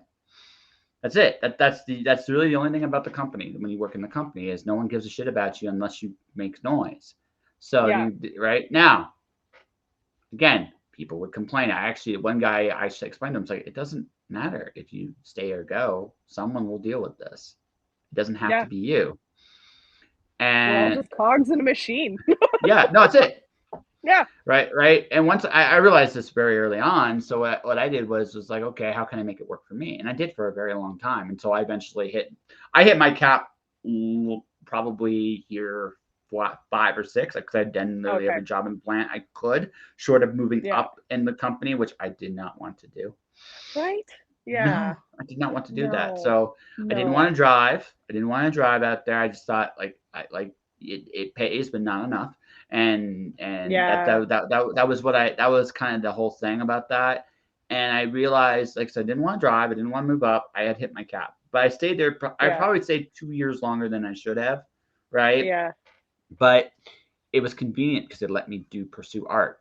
Now that I know what I Totally. know, now that I know what I know, never again, because it's too much time. And I'm not going to do that anymore. And I've also learned Yeah. how to make more money as an artist. So it's just like Exactly. I figured it out. And so now it's just like, now some months I still suck. Some months I'm still Of struggling course. with the rest. Yeah.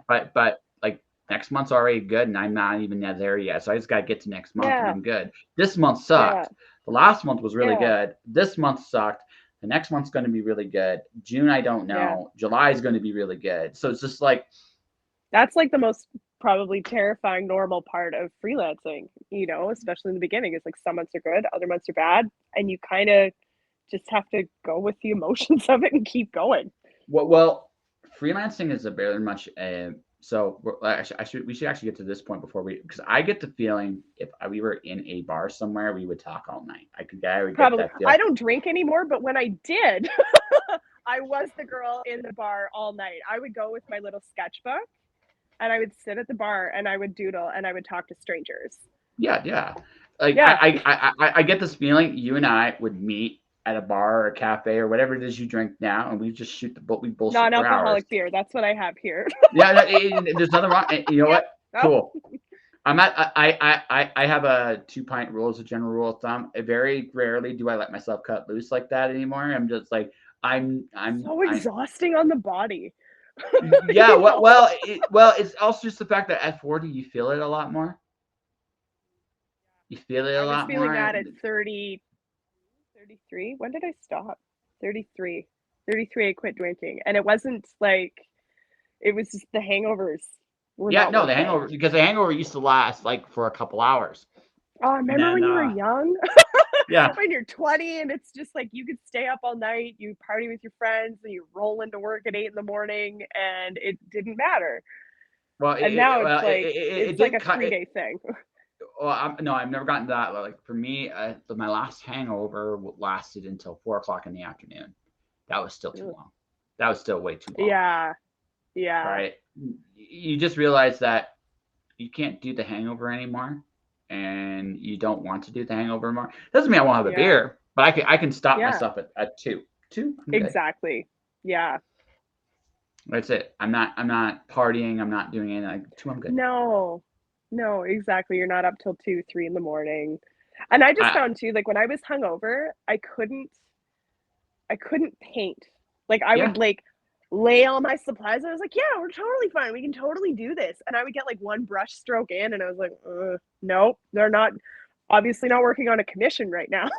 I'm like, well, we'll just play around and experiment. I'm like, oh, I literally can't even do this. And it's just like, well, I only have so much time to create. Do I really want to be hungover? No. That's pretty much it, right? That's what happens. Yeah. You come to that point, and you're just like, I can't do this anymore. And you're right, you can't. Exactly. You can't. And again, will I still cut loose sometimes? Probably. But I also know going into it though that if I do make that decision to cut loose, I'm paying for it. Probably for at least a day. I'm 40, maybe a day and a half now. Like you're right, maybe a day and a half now. I don't have the same. I don't recover as fast. I can do things to help with that to some degree, but not but you're completely. Still recovering. Yeah, exactly. No, I totally hear you. Yeah. You get that's the downside about getting old. We can't do the same stupid shit we did when we were younger. I'm struggling with getting up early in the morning. I was on a roll last year and 2020. I would get up, and 2019, I would get up at 5 in the morning and either go to the gym or I would do yoga. And I found out I have low iron. So that's why I have like extreme fatigue. I can barely get out of the bed before 6, and I'm in bed by 9 p.m. And I lead a very calm, quiet lifestyle. I go to the office, I come home, I do my yoga, I do my art, hang out like in this quiet lifestyle. And I'm just super poop. And it's like, oh, I'm a woman in my 30s and I have low iron. This is the problem. Like, okay. But if you still got them when we get off the air, I can talk to you about a couple things that might help with that if you still have those issues. But that all said, like, you get older and you realize that you can't do quite the same things physically. Yeah. Now that all said, like I did a heavy metal. I went to my first heavy metal show since the pandemic about a month ago. So I can. Fun. Oh yeah, I went to the mosh pit. I'm still can go in the mosh pit. I still like being movable. Oh, I was never a mosh pit girl. Like I loved, like, we used to have Doc Willoughby's here in town and they would have shows all the time. And I loved being like front row and center with my hair around and like dance up a storm. But mosh pits, my goodness, a little too intense for me. They're oddly cathartic. Like that's the thing about them. Yeah. They're oddly cathartic. Honestly, the hardest I got hit on that pit was from a 20-year-old like redhead like gal. Like she was doing jumping body checks into everybody. I was in a mosh pit when I was 14. I was 14 or 15. Who was it? I think it was like Goldfinger and Hot Heat and Treble Charger. Like I was a child. Awesome names. And I had these CD earrings that I made myself, and I had my glasses because I didn't have contact lenses at the time. Some kid was crowd surfing and I just got kicked in the face. My Happens. glasses went flying, my earrings went flying, and I was like, well, someone found the other lens. Like the lens popped right out. I had to like shove my glasses in my jeans and then watch the show completely blind. It was a blast. So here's the thing about, so my favorite mosh pit moment was I got hit in the head with a wheel, right? This is the cool part. I look up, it's like, what the hell? Like, you don't expect to get hit in the wheel from the top of your head. You look up, dude in a wheelchair was being crowd surfed all the way out. Yeah, that's awesome. That is awesome. I mean, not getting hit with a wheel, but like crowd surfing in a wheelchair is really awesome. No, but that's the thing. Like the pain goes away right away when you see that, because it's just like, oh, what the, holy shit! And you help, like, right? You're like, oh, we got to move this guy. Yeah, it's a very like again, and this sounds really strange. My current roommate, she shook my head because I was in the mosh pit for about 3 hours. I was near the front, right? I was near the front the whole time, and then I walked. I took the train to a certain point, and then I walked to my buddy's house. Next day, I wake up. I'm expecting the ribs, the back, the neck to be a little banged up. You're taking some abuse, something. I'm totally fine with it. I'm like, whatever. I knew I was getting into. The back of my knee was sore, and I was like, what the hell did I do? Right? Like, what happened? Oh, no. Right? And I didn't know what it was, because I was just like feeling it. It was just like, I don't know. I really don't know what happened here. Right? And that's the thing. It's not even that it happened. But that I mean, upset or angry or any of that. No. Yeah. Like, how? It's just, but what did happen? Yeah. Yeah. How did that work? And that's it. Like that again, I can still mosh like I did when I was 30, and I still recover relatively the same. I probably got another, if I want to, about another 10 years in the pit if I want That's to. Good. That's good.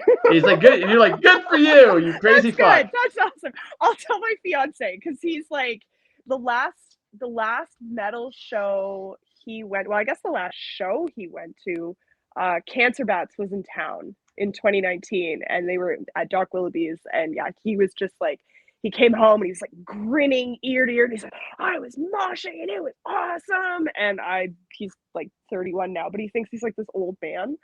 So just tell him I can reassure him, like, don't worry, you can still go to a mosh pit. You've got at least 20 years in you.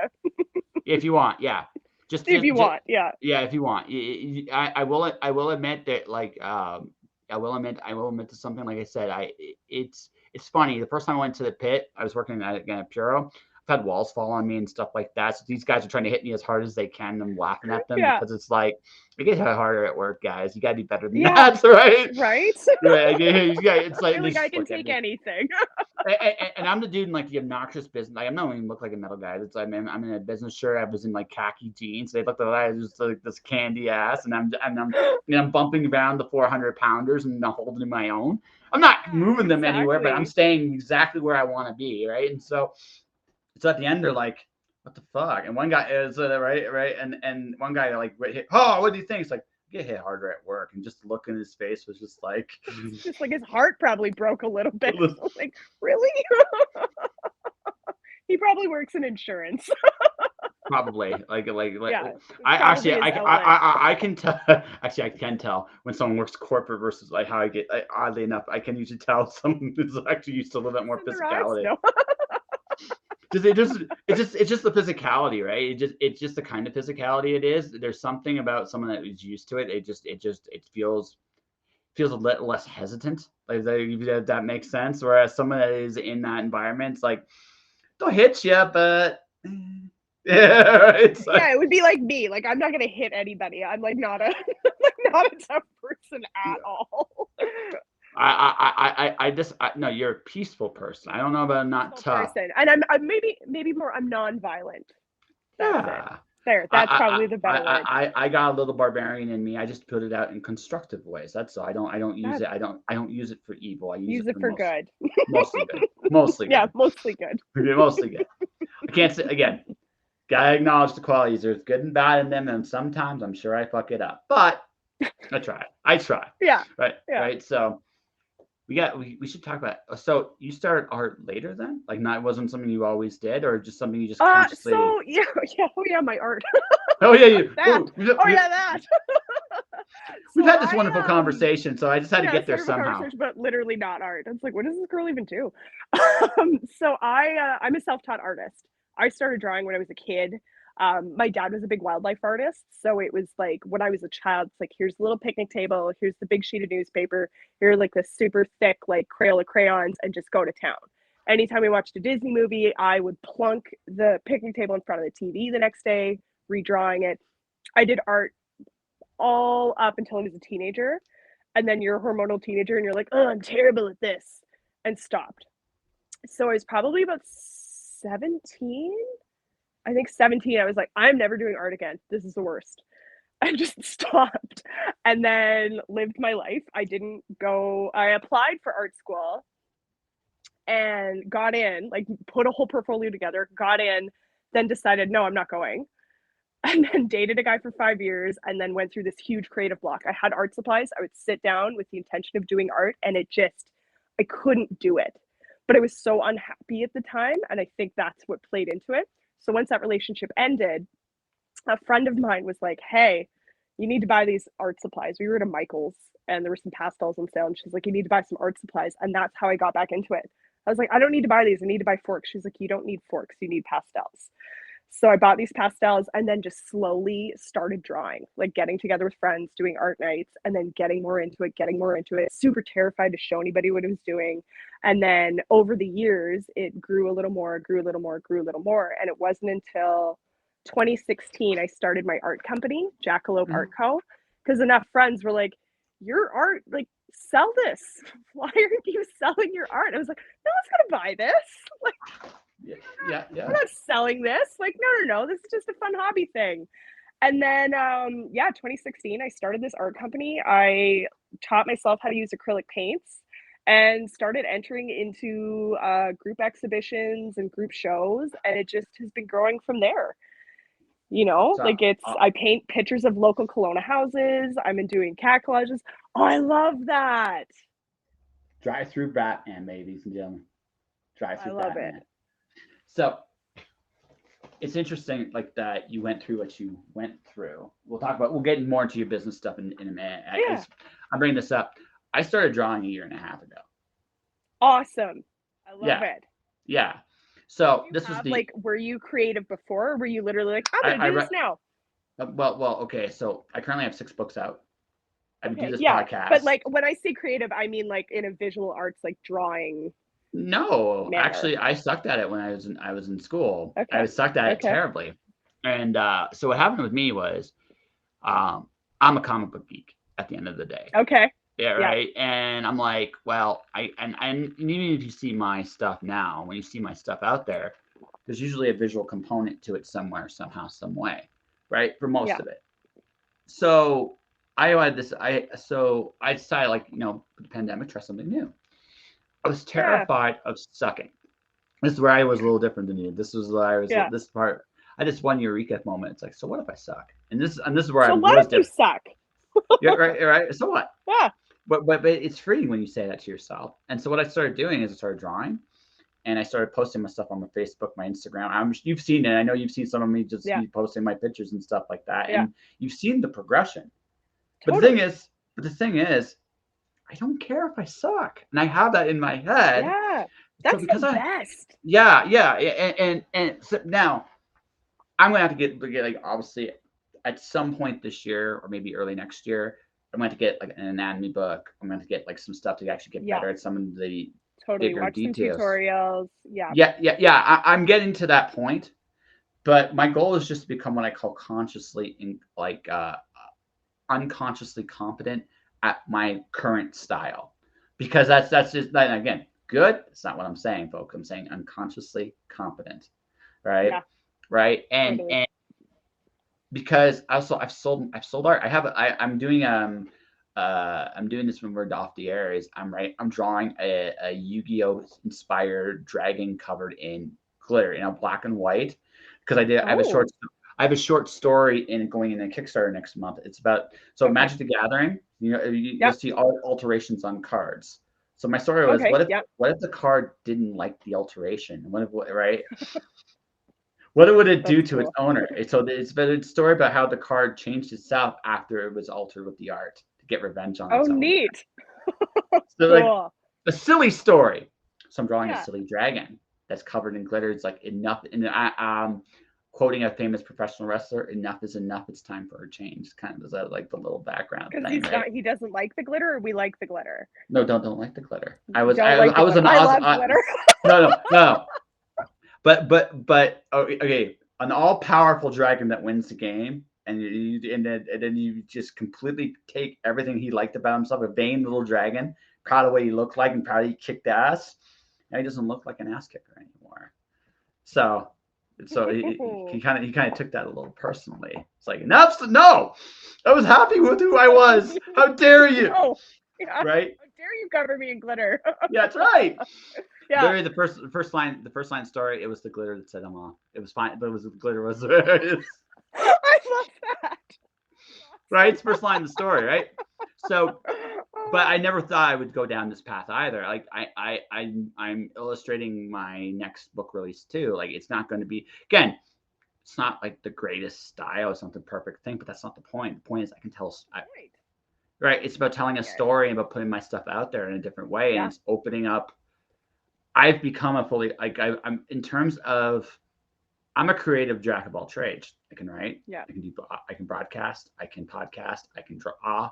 Right. And I can do ad copy. I can do a variety of different things. I have a lot of skills as an artist, like you, self-taught. And the secret to that, and this ultimately comes down to, what you develop, because you were like, you got your own company and you're taking over the world. Yeah. Somewhere along the way, you developed your own self-belief in your work. Absolutely. And that's right. Yeah. And finding your own style and finding what fires you up that you want to draw. Yeah. Because when I was first doing my art company and I was like, okay, I'm going to like take commissions and do this, I was taking whatever came at me, So like for a little brief period, I was drawing a lot of pictures of dead dogs. Like, hey, my golden retriever died. Can you make it into art? Right. And it's like, okay. And I would do it because I'm like, oh, I'm going to get like $40. This is so exciting. Like, ooh, what can I do? I'm going to buy more art supplies. But I got to a point where I'm like, I don't like love dogs. Don't love drawing portraits of dogs at all. Right. And, once I got accepted. We had an art show at the Interior Health Building downtown. There's some art program, and I got accepted in. And I was like, okay, instead of just making random pieces that make no sense, because it would just be like these random little abstract paintings, because I was still trying to figure it out, trying to understand the medium and figuring out what I was doing. They're not my favorite pieces. I don't know where they are in my house. Like they're hiding somewhere. I think I might have even given most of them away, to be honest. And like the only real unifying theme was that each piece would be named after a song, because I'm a music nerd. But when I sat down, I was like, what if I have a theme? What if I have, like a unifying theme, or like a purpose to this? And I started going through my photos. Sorry, my dogs are barking like crazy. 1 second. No worries. Guys, enough, you're fine. Aw. They're old. It's okay. I've had a 3-year-old hold this show hostage. In the grand scheme of things, the little dog. Yeah. An author friend of mine, she comes on the show. Her son comes out of nowhere, wants his mom's attention because she's distracted. So it ends up becoming the Maddie and her and his show, and he took over the show. Oh my God. It was hilarious, right? But I mean, just like grand scheme of things, like I said, this show is what it could be anything, and including a 3-year-old taking it over. So your dog's interrupting for a minute. It's not a terrible thing. It's just normal. It's life.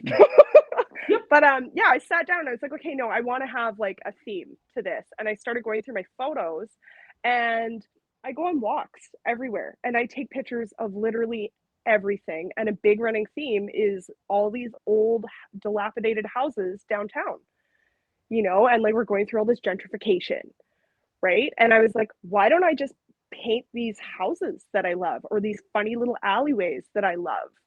And so that was my first series. And that's when it's just like, that was like a light switch. It was like, aha, this is what I want to paint. And then that's when I started saying no to all these other projects that would come on. It's like, yeah, I could paint your dog, but you know what? Here's the contact information for somebody who's going to do a way better job, who thoroughly enjoys it. Because if I have the mindset of, if I'm not passionate about it, if I don't feel fired up about it, or if I see a challenge and I'm like, yeah, that would be a challenge. I don't know how to do it, but you know what? I'm not interested in learning that. I'm not going to do it, because it's not going to turn out, in my mind, it's not going to turn out perfect, because I'm not pouring my heart and soul into it. And if I'm not passionate about it, I don't want to do it. So It's that's also, why I got it into doing houses. but but it's also good business too, because Yeah. here's the thing. I'm at that point too. Is now I'm at that point where it's like, this is about what I want to do, how I want to help people. I think it's about like my current thing is I'm getting advertising creatives. So like I could take a whole bunch of this conversation, for example, with you, Yeah. make a bunch of video clips about that, come up with Yeah. like a commercial for you so you can put on all your different platforms, because that's useful. Right. That's Yeah, you. That's absolutely. useful. That's useful Yeah, and saves you the trouble of having to explain who you are and what you do. totally. Right. Yeah. And which you don't really want to do. I mean, you're comfortable talking. I totally get. I Yeah. feel like that. But if you Now, but like, when I first started out, it was like, oh God, I don't know yeah. But how to even say these now, words. do you want to do it? Right. And then and Right? that's it. Yeah. Right. Do you want to? Do I have the I time to do it?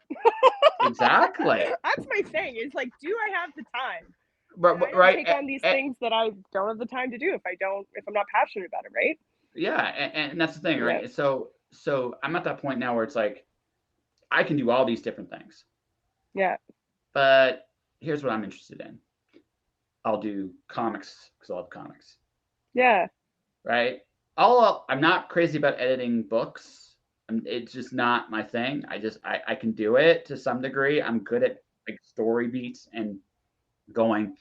So this is why your story works here, here, here, here. This is why your story Yeah. sucks here, here, here, here. Yeah. Because you're trying to go here. I'm actually editing a comic for a client right now, and basically I made them kind of okay. Your story so far has been about this person. You can't change it to this person on the last issue. You can introduce them, but it's got to be about this character. You've done this for 3 issues. You got to pay Yeah. that off. Stuff like that. I'm good at that. Yeah, totally. Right. But I'm more interested like having conversations with people like this. Yeah. What I fires like you up? sharing and I like getting people's stories out there. So Yeah, why not see if I can make a living at this in a totally. useful way that I'm happy doing, Yeah. right? And say buck that to everything else. Yeah. And that's literally how I feel with doing art, and with yoga too. Because yoga is something I've been doing for off and on for, I think, since 2009. I think that's when I first started doing, like, going to yoga classes. And Mm-hmm. then in 2014, I had this like teeny tiny little voice inside me that said, you should be a yoga teacher. But being a 20 something person, I was like, no, no, your life is a mess. No one's going to listen to you. You'd be a terrible yoga teacher. And then I took my life into a completely different direction, and then slowly found my way back into being like, I got back into yoga, and I was really, really into it. Like, I was practicing every day, twice a day on my own at home, which is like, regular yoga teachers are like, that's intense. Like, I worked with a health coach, and she was like, I have 1,000 hours of teacher training under my belt, and I don't even do that much yoga. Like, you're pretty extreme. Um, and I told her, I was like, I have, like, that voice is back. It's saying, go be a yoga teacher. And she's like, listen to it. Listen to that voice. Go. Go be a yoga teacher. Figure it out.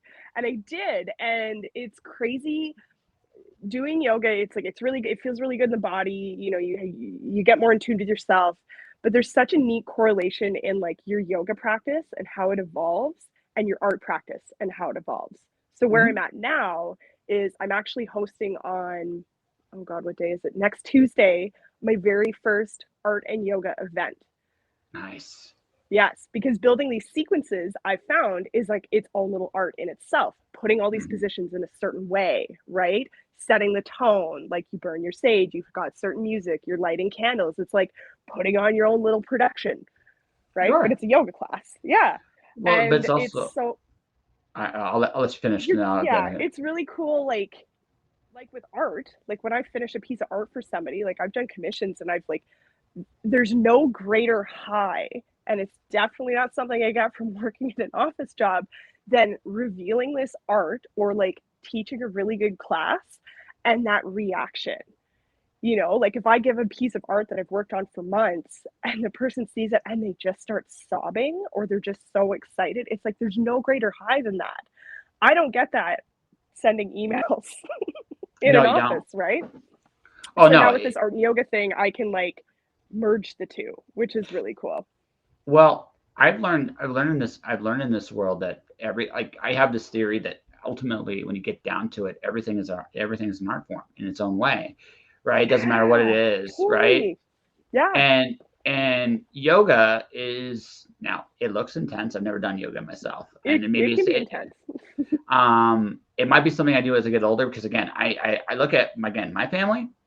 My dad is a very strong man, but they got no flexibility whatsoever at this point in his life. A lot of friends of mine are power lifters, and they're like, I have no flexibility, and they've started doing it, and they're like, this is awful. It hurts so much, and it's like, yeah, but you keep going, and it gets But better. you keep going, and also over time you keep that flexibility. Again, here's the other downside of getting older. You have to work at keeping what you have. That's what it comes down to, right? You have to work at it, and some things you're going to let go because it's just not worth it. Yeah. But some things you could like I'm always going to want to keep myself somewhat in physical shape. I may hit a gym. I may hit a gym again because I do miss the physicality of the day job. I missed it a little bit, not a ton. I'm not like when I quit, I had no desire to lift for years because it was just like it's like I was done, right? Yeah. But when you burn out hard. Yeah. So now I'm at the point. It's like I do like physicality to some extent. I need a little bit of that. I don't necessarily need to be the biggest guy in the world at this point. I'm 40. I don't want to be 50 and having a back issues because I got so freaking hulking big. Right? Or you're like doing your CrossFit workout and you're trying to keep up with the younger guys and you hurt yourself. Oh no. See, at that point, the only time I would even think about trying that is if there was a girl I was trying to impress. And even then fair. I'm still stupid that way. Yeah. But anyways, right? That's fair. Yeah. It's one of the biggest drives. One of the biggest drives in men is to impress the woman of his life. That's one of the biggest drives. And any guy that says otherwise is full of shit. Right? So, yeah. Yeah. Why did you do that to impress a chick? That is the dumb. Yeah, I don't care. Yeah. I don't care. Did it impress her? Yep. That was all I cared about. That was it. And did you worry about anything else? Nope. Did you care about the result of the job? Nope. I just wanted to impress her. That was my goal. I'm just here to impress. Yeah. Totally. Yeah, that's it. That's totally it, right? Yeah. I look at the fact that you do like these things are all art forms. There's a technique to do these things. There's a and that's also why I disagree with you. Not non-violent, sure. Not tough, yeah. You are tough. I would say I'm tough, but I'm not like I've got these fake nails. But like I can't make a real fist. I'm not like something tells me about me. You're driven and confident enough that like there's different kinds of fighting. One of the biggest things is about asserting yourself, saying, "Here I am."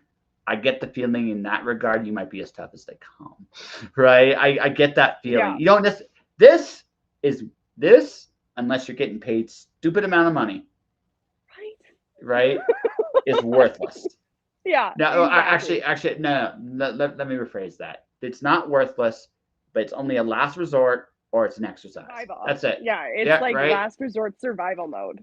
Yeah, that's it. It's worthless in every other environment. Yeah. There's many other different ways to fight. The thing about again yoga is, and I've seen this with all the different forms and positions I've seen. There's a reason, a method, a technique, an action. It's about control, and that's it's an interesting. You're not strong lifting something. It's not how you lift the weight; it's how you carry the weight. Mm-hmm. Right. Totally. That's the real measurement. And the strength. alignment and how you're holding your body. Yeah. Yeah, exactly. That's what it's about. It is nothing else. Right. Yeah. Yoga's the same way. It's not. Totally. It's not. that you can do the technique. It's how you control yourself in the technique, right? Yeah. And that's really what it comes down to. It's not so that it's a fascinating thing. And also, this is just my theory because of doing all the different arts I've done. The Yeah. more skills I have in different arts, the better I can be. I write novels. I'm a better writer Yeah. now than I've ever been. And the Totally. reason being is because I just do all this other stuff that helps inform what I do. Exactly. And I really think with doing my, like, I kind of slowed my art down last year. Like, I took larger sized commissions that took longer for me to do. So I wasn't like pumping out art like crazy like I was in 2019 or 2020. Mm-hmm. And I really took time focusing on my health, focusing on my yoga, figuring out, I had to hire a health coach to figure out how to eat properly just because I didn't, for the longest time, I lived like a feral cat. And I thought peanut butter jam, I did. No, I did. For like 9 years, I lived like a feral cat. And I thought like peanut butter jam toast was like a normal meal to eat every day for dinner, you know, or like one chicken breast a day was enough protein to sustain me. It's not. Just like funny things like that. So I spent most of last year focusing on that and then doing this teacher training. And it was, the teacher training was between October and February. And I mean, October, November, December, that's typically a good time for commissions because it's Christmas, Yep. people want gifts. And I was like, I'm not doing commissions. I'm not. I need to focus on this yoga training. I need to work full time at my job and dive into this yoga practice and get this certification. This is what I want to do. And now that I'm on the other side of it, I'm not, still haven't been taking commissions. I'm still working on two very different art series. I have a digital collage series I'm working on, and then I have an abstract series I'm working on. But I think it's the best work I've been working on to date because I'm taking my time and I took that time away from it to focus on something else. Mm-hmm. No, it Yeah. totally makes sense. Like sometimes you go away, you come back with a better vision. Yeah. There's a point of diminishing returns on that, but some again, just the fact that you changing your voice by doing different things, it makes it better. Totally. Yeah. Yeah. Yeah. So how often? So you're a teacher now? Do you do the yoga teaching now on a regular basis? Well, so I graduated in February and immediately got COVID right after. It's like I graduated on a Sunday, got COVID on a Thursday, and started doing these like digital collages. And I was a little freaked out. I'm like, oh God, what if I never teach? And now I'm picking up classes here and there, and I'm teaching about a class or two a week, just randomly, which is really cool. And now that it's warming up, I want to start teaching maybe at the beach. And then my next focus is putting together these art and yoga events where like people come together. I guide them through like a really gentle yoga practice. And then I sit them down and we go through a whole, like I bring all the art supplies and we go through the whole process of doing an abstract painting. Kind of like a wine and paint night that you see at the bar, but not everyone's painting an owl because why do we all have to paint the same thing? That's ridiculous. Because And it's owls not, rule. owls do rule. I love owls, but the picture of everyone with the same owl, I'm like, that's not me. People are like, you should teach people how to paint, and I'm like, great, but I'm not gonna do that. That's just No. like I have no interest in that. So with these abstracts, it's really what the process is that I've developed on my own at home. You Yep. know, you warm up. I've got all these pages and I'm warming you up and you're making all these marks and you're getting comfortable and fluid. And then rather than me tossing a blank page at you going have at her, I'm going to have all these different um, pieces of paper, like art paper, with one color on it. So like one shade of green, one shade of blue, one shade of pink. And you can either look at all those and pick the color that speaks to you, or flip them over, you don't see anything, and you pick it like a tarot card. So what you get is what you get. And then I sit you down and guide you through all the different marks that you can make. And you build your own abstract painting. And it's more of like a fun, casual, you're having fun with your friends, and you build your own abstract art piece. See, so you remind me of a kindergarten assignment I once had. Okay. So my very first art lesson, and this is kind of what this feels like a little bit, is do you remember the marble in the box? The marble in the box. So you take a marble, you dip it in paint, and you just roll it along the box. Okay. Yep. Remember that? Yeah. This reminds me a little bit of that. It has a little bit of that quality to it because you're trying to do like the cool thing about the marble in the box lesson. This is probably one of the best art lessons I've ever heard. Is that there's no right way of doing art. You can still make Totally. something beautiful. You're doing the Yeah. same thing with this. You want some variety because fuck that owl. Let's be honest. Like Fuck that, like that owl. yeah, fuck that Like, owl. why are we all painting the same sunset? Yeah, Like, yeah, yeah, no. yeah, yeah, yeah. You want something different and original and creative. What you're doing is providing a little roadmap on how to get there. But besides that, you're letting them kind of just do their thing. And that is very much the marble exercise, just in a very different way. All the while, Yeah. yeah, that's what that's reminded me of. It's like it's a similar concept. It's the first and oddly the most important lesson of art is at the end of the day. Yes, technique's great. Yes, Yeah. learning how to do things and instructions are necessary as to grow. But when you get right down to it, the first and last lesson is the same thing. It's all about you and what you Mhm. bring to the table. And yeah, and Showing up to the table. that's by the Right? way, by the way, that's rule one. Show up. I never Love thought. that. Yeah, that's it. It's rule one in my life. I Yep. judge everybody this way. Will you show up? Because Yeah. I still think it's the dumbest rule ever. But my God, do people break that rule all the time? It's one of the, so in my rules of success, it's that's rule one. That the ones that are broken the most are this, that one. Rule Ugh. three, Yeah. don't quit. It's one Yeah. that one I understand. That one I actually have a little bit more leniency on because it tends to be Fair. um, it's why you quit. It's not really that you quit. It's why you quit. If you quit because it It's was why you hard, quit. Yeah. if you quit because it sucked, I don't hold it against you. If you quit Yeah. because it was hard, yeah, it's a Yeah. little different. That's a little different. Yeah. Rule five: get out of your own way. And that's hard. Oh yes, it That's is. hard. Is that Yes. ever hard? Yeah, especially when you're first starting out. Like I remember those first few years of my art co and just trying to figure out my voice and my style and like Yeah. getting caught up in your own head. Well, not even just when I started my art company, leading up to it. Yeah. Terrified to show anybody what I was making, right? Or even with teaching yoga, it's like, oh God, everyone's gonna judge me, everyone's gonna hate me. It's like, no, like this isn't your practicum.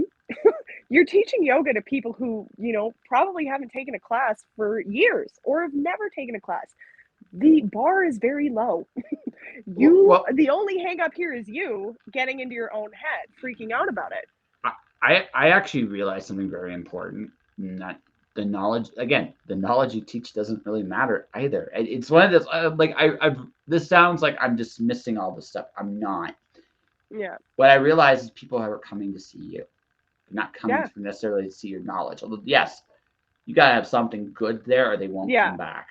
But at the end of the day, we got this thing called the internet, and you can get any information you want. That's not what people want. People want an No. experience. They want an experience. They want that human connection, especially after these last couple years. Yeah. Some people are just like plumb damn excited to be in a studio, Oh yeah. No. No. or like Absolutely. in any event, right? Oh. There. No. At this point in the ball game, like I said, I mean, I don't think there's ever going to be another lockdown. I don't think this. I don't Oh think it God, can I hope happen again. not. I don't think anyone's. I don't think anyone's going to follow it. I think at this I just don't think we've hit a point with this that I don't think we can go back. I think some people will want those things and do those things, but when you get right Yeah, down or to it, follow the rules because they downright to their core follow the rules and they believe everything that's being told to them. There are going to be those people, right? Well, the government said, and I got to follow it, so I'm going to do that. yeah, And we all should, but I think a lot of people, yeah, they're done. should we though? I mean, No, I'm not saying yeah, should we or we yeah, should. No, like no, that I'm very much like let's question everything. Like none of yeah, this makes sense.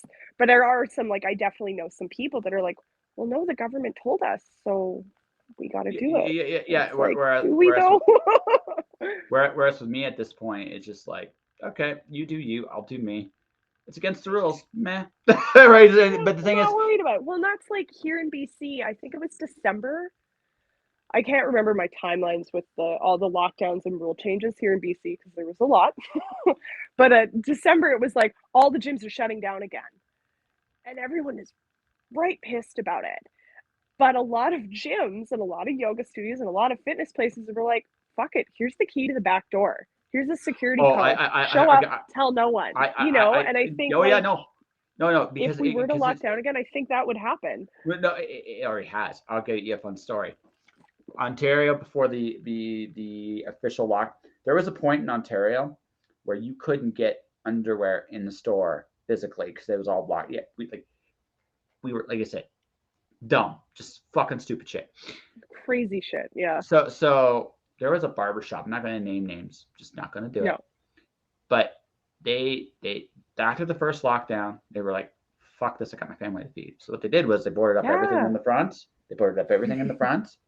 Yeah. Everybody got into the back, and everybody did it. And because the reality of the situation is this is what inevitably happens. Okay, you lose credit when nothing makes sense. It doesn't seem credible. It doesn't seem like consistent.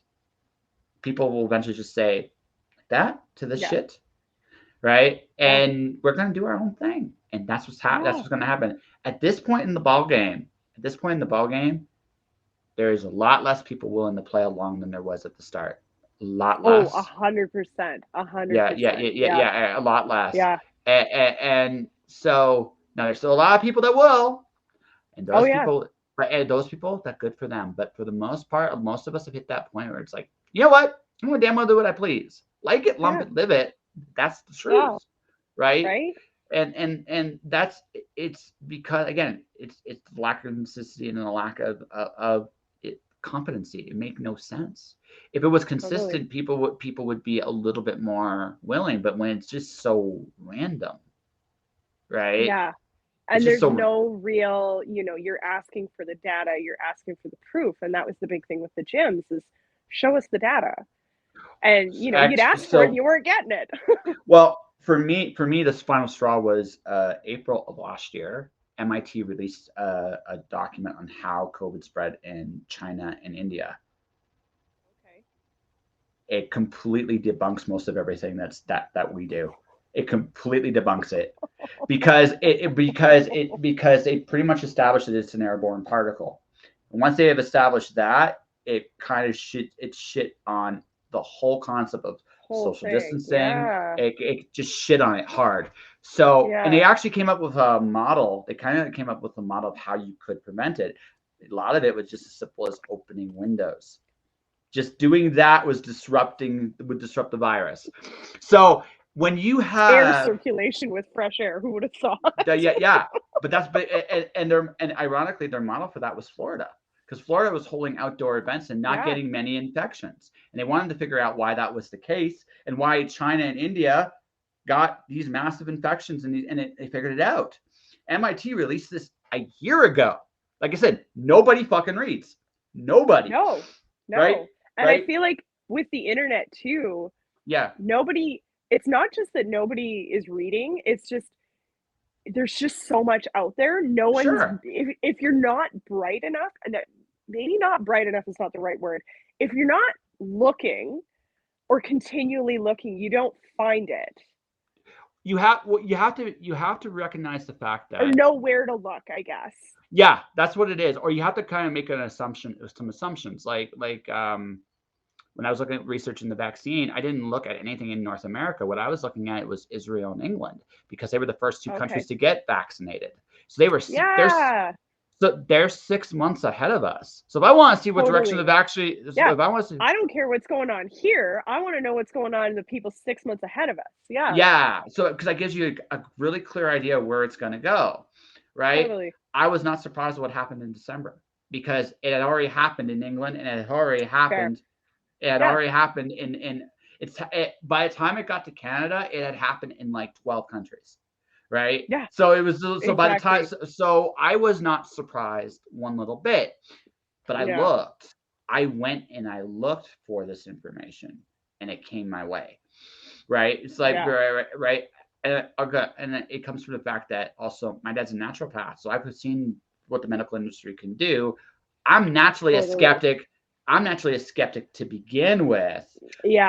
But on top of but again, so I'm going to research. I'm not going to just listen and hear. I'm going to look and see exactly what Yeah. is being said and done. Yeah. And I'm And going to make go a to choice that's right for you. exactly, right? Right? So and so now I'm not going to and then you eliminate all the crap that's being said here because none of it's Yeah. true or most of it isn't true anyway, right? And then you Yeah. can just look at the raw data and come to your conclusions. Raw Totally. data says we pretty much have fucked up since near the damn beginning, but that's what the raw And data says, right? yeah. Right? But no one's reading that data. No No. one's looking. No one's No. looking at People that are data. trusting the media. Yeah. Like the media told me this. And I Yeah. think for me, because I don't go through the whole research, like I'm the one that's not reading, obviously, but I'm definitely questioning it. I'm like, okay, I'm looking at it from like a corporate perspective. Who owns the media companies? Who owns these vaccines? Who is sending all their money to the government? You know, like who's in control of all these messages? Actually, And like, is there a greater thing to it, right? Like this is more yeah. about companies making money than actually helping us. So you want to hear the most damning thing of all? Look at who spent the most money on advertising to the news media in the last 2 years. It's the Probably pharmaceutical Pfizer. industry. Yeah, Yeah, Pfizer, Moderna, all the pharmaceutical industries. all of them. So Yeah. so again, conflict of interest. They're paying your bills. What are you going to say about them? Now, again, some Yeah. people listening to this will say this is a conspiracy. No, it's not. You can look at those No, numbers. You can no. literally find those numbers if you want to, Yeah. right? Or just Right? turn on the TV. Like I don't have cable, but I went to my like a best friend's house and we watched, oh my gosh, the Oscars. That's what it was. I think it was the Yeah. Oscars. Brought to you by Pfizer. It's like, oh, well, that wasn't there 3 years ago. Like, who the No. heck was Pfizer even? You know, like that was how not on my radar it was. No. And it's like, oh, this whole thing, We Pfizer. don't we don't have time to have that conversation on that No, podcast. We don't that's have that that's a conversation. whole nother worm. Yeah. Yeah. No, it's but that's the thing. I'm naturally a skeptic because and this is the thing. This is what hits your head too. Even if you don't read, you just feel like it's not consistent. It's not coherent, and and it's not transparent. So the natural conclusion sooner or later is you're feeling lied to. That's what it comes down to, Totally. right? And once you feel that way, that's when you start seeking your own answers. And that's when I I started seeking my own answers when the government let kids go back to school. Because that to me, that made no sense. That made no it Well, did and it it spreads didn't. so many germs. No, well, it made sense because kids are damn near immune to this thing anyway. They're not perfect, but they are the least adverse to this virus. Okay, so on one hand, that makes sense, but on the other hand, you're still putting those teachers at risk, right? Right, you're still putting those teachers at risk, and Yeah. on top of that, right, and on top of that, right, is it because you still need people to go to work? And the fact of the matter is that essentially, whether we want to admit this or not, teachers are in some ways are glorified babysitters for people that are going to work. And you don't want to disrupt that flow Yeah. going forward. Once that happened, I said to myself, this is fucked. Right. Yeah. And something's up. And that's when I started looking. Now everybody hit that point. Now again, other people have hit those points at different points in time too. Right. Totally. But Yeah. that was mine. That was my point. Yeah. It's like, okay, I'm skeptical. Now I'm not so Yeah. trusting. Now I'm not so Totally. that and Or again, all changing the isolation time from 10 days to 5 right after they pass the 5-day sick rule. yeah, exactly. Yeah. You know? Like Again, people know again, it's looking at these things honestly. And that's there has to be consistency and there has to be I said this, our big problem in our time is really simply this. I don't think there's an argument that exists that government is not lacks integrity or competency. And when you create these, when you can make the case that there is no government that is competent or has any integrity, you create this kind of divide. Because at this yeah. point, right, that's how it works, right? Yeah. Right, and that's it. It's not hard to see what the real problem is, but No, exactly. the solution is accountability. But in our country in particular, like I said, the next 10 years are going to be very interesting. Going back to something I said earlier, because with everything that's happened this year so far, you can, again, that's been exposed. There's a lot more people that now Yeah. don't trust the government now Totally. than they did Yeah. earlier this year, and that's the Yeah. truth. So now that's permanent. The next time that something like this is going to happen, a lot of people are going to remember what happened this time, and that's going to make it Yeah. even more difficult for people to cooperate because they're going to be justified, and Totally. that's why hesitancy, skepticism is prevalent. There's a history, Yeah. and people don't look at that stuff, right? No. Until it hits them. And once it hits them, then Yeah. shit's Until real. it affects your day to day, you're like, oh, wait a minute. Yeah, that's just how it works. Oh, I don't like But this. anyway, yeah, we could definitely talk forever. So maybe what we should do, because we've gone 2 hours. I don't know if you realize that we've gone. It's getting dark. My AirPods are about to die. So, Jaclyn, so I'm going to ask 2 questions before we wrap this bad boy up, and that's it. That's this. You want to come draw with me sometime? Yeah, I do. I don't know what I'm drawing, but I'll draw. Yeah, no, it's okay. Well, like I do drinking draws. I do drinking draws on the Okay. show. So basically, Okay. you'll show up and we'll be drawing stuff and do bullshitting like this. But I mean, Yeah. we'll Okay. slightly slower because we'll both be drawing, right? That's fair. Yeah. Yeah. And second, I think what you should be doing here is it's time to promote your stuff. So where can people find you, and how can people get a hold of you? Yes. Best way that I'm the most active on would be my Instagram. So jackalope.art.co. That's the easiest way to get a hold of me. That's where I post my stories. It's where I post my yoga stuff. It's where I share most of my art. Other than that, I've got a website, jackalopeartco.com. Huh. And I think I've got a TikTok too that I just started. I'm trying to get into TikTok, which is like, I'm over 30. You know what I mean? That's Like, okay. I'm 40. I'm getting into TikTok, baby. I have no problems making myself look like an asshole. I mean, you talked to me for 2 hours. It's fine making, like, I've been making, like, I do these digital collages and I'm putting these cute little videos together. But when I'm hanging out with my yoga ladies and they're like, let's do a synchronized TikTok, whatever, I cannot keep up. It's I'm like, not cool what that way is either at this happening? point. And No, I'm like, ladies and gentlemen, yeah, I'm like, what do you mean we mouth the words? I'm like, the thing's already speaking.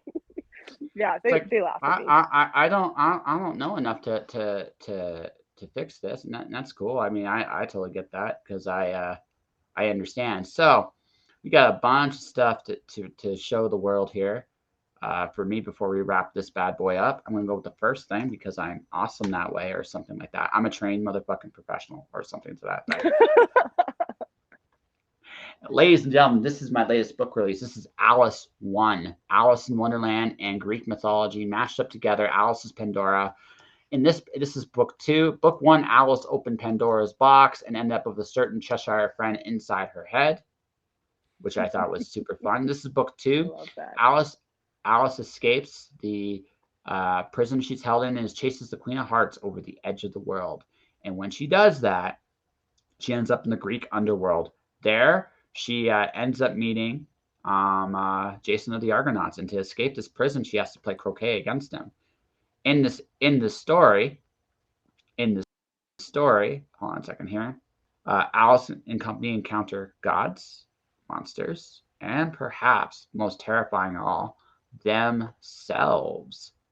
That is coming right up. And now, next month, this is kind of cool. This is actually my quote unquote my current release, or my latest thing that's going to come out in the air. And this is going on Kickstarter really, really soon. This is the double feature. That story about the glorious glitter dragon is in this Kickstarter. I'm writing and illustrating something for it as we speak right now. So definitely go check it out. Hit the follow and like button, guys, at kickstarter.com. The link will be in this episode description. If you're listening to this, it is definitely a fun time. And lastly, but certainly not leastly, I've touched on it quite a few times in this. I do advertising services for creatives. If you want me to have something said and done a certain way, presented a way so you don't have to, I'm more than willing to do that. I make videos, audio, words, and pictures about ways to advertise you. You can definitely get more information there on my website right there, jpantelaresco.wordpress.com/advertising services. I will definitely bring out the best version of the creative you are and showcase it to the world.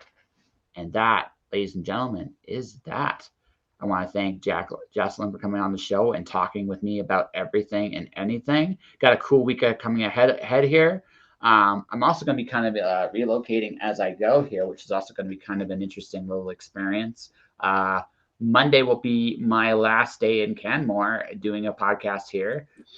Tuesday I will be doing my thing in Calgary, of all places. May 3rd, I will be officially in Calgary again. I'm sad, but that's just the way it is. But anyway, guys, that'll do it for this episode. Stay inspired. Thank you for watching. Thank you for listening. Thank you to John for coming on the show. Have yourselves a wonderful weekend.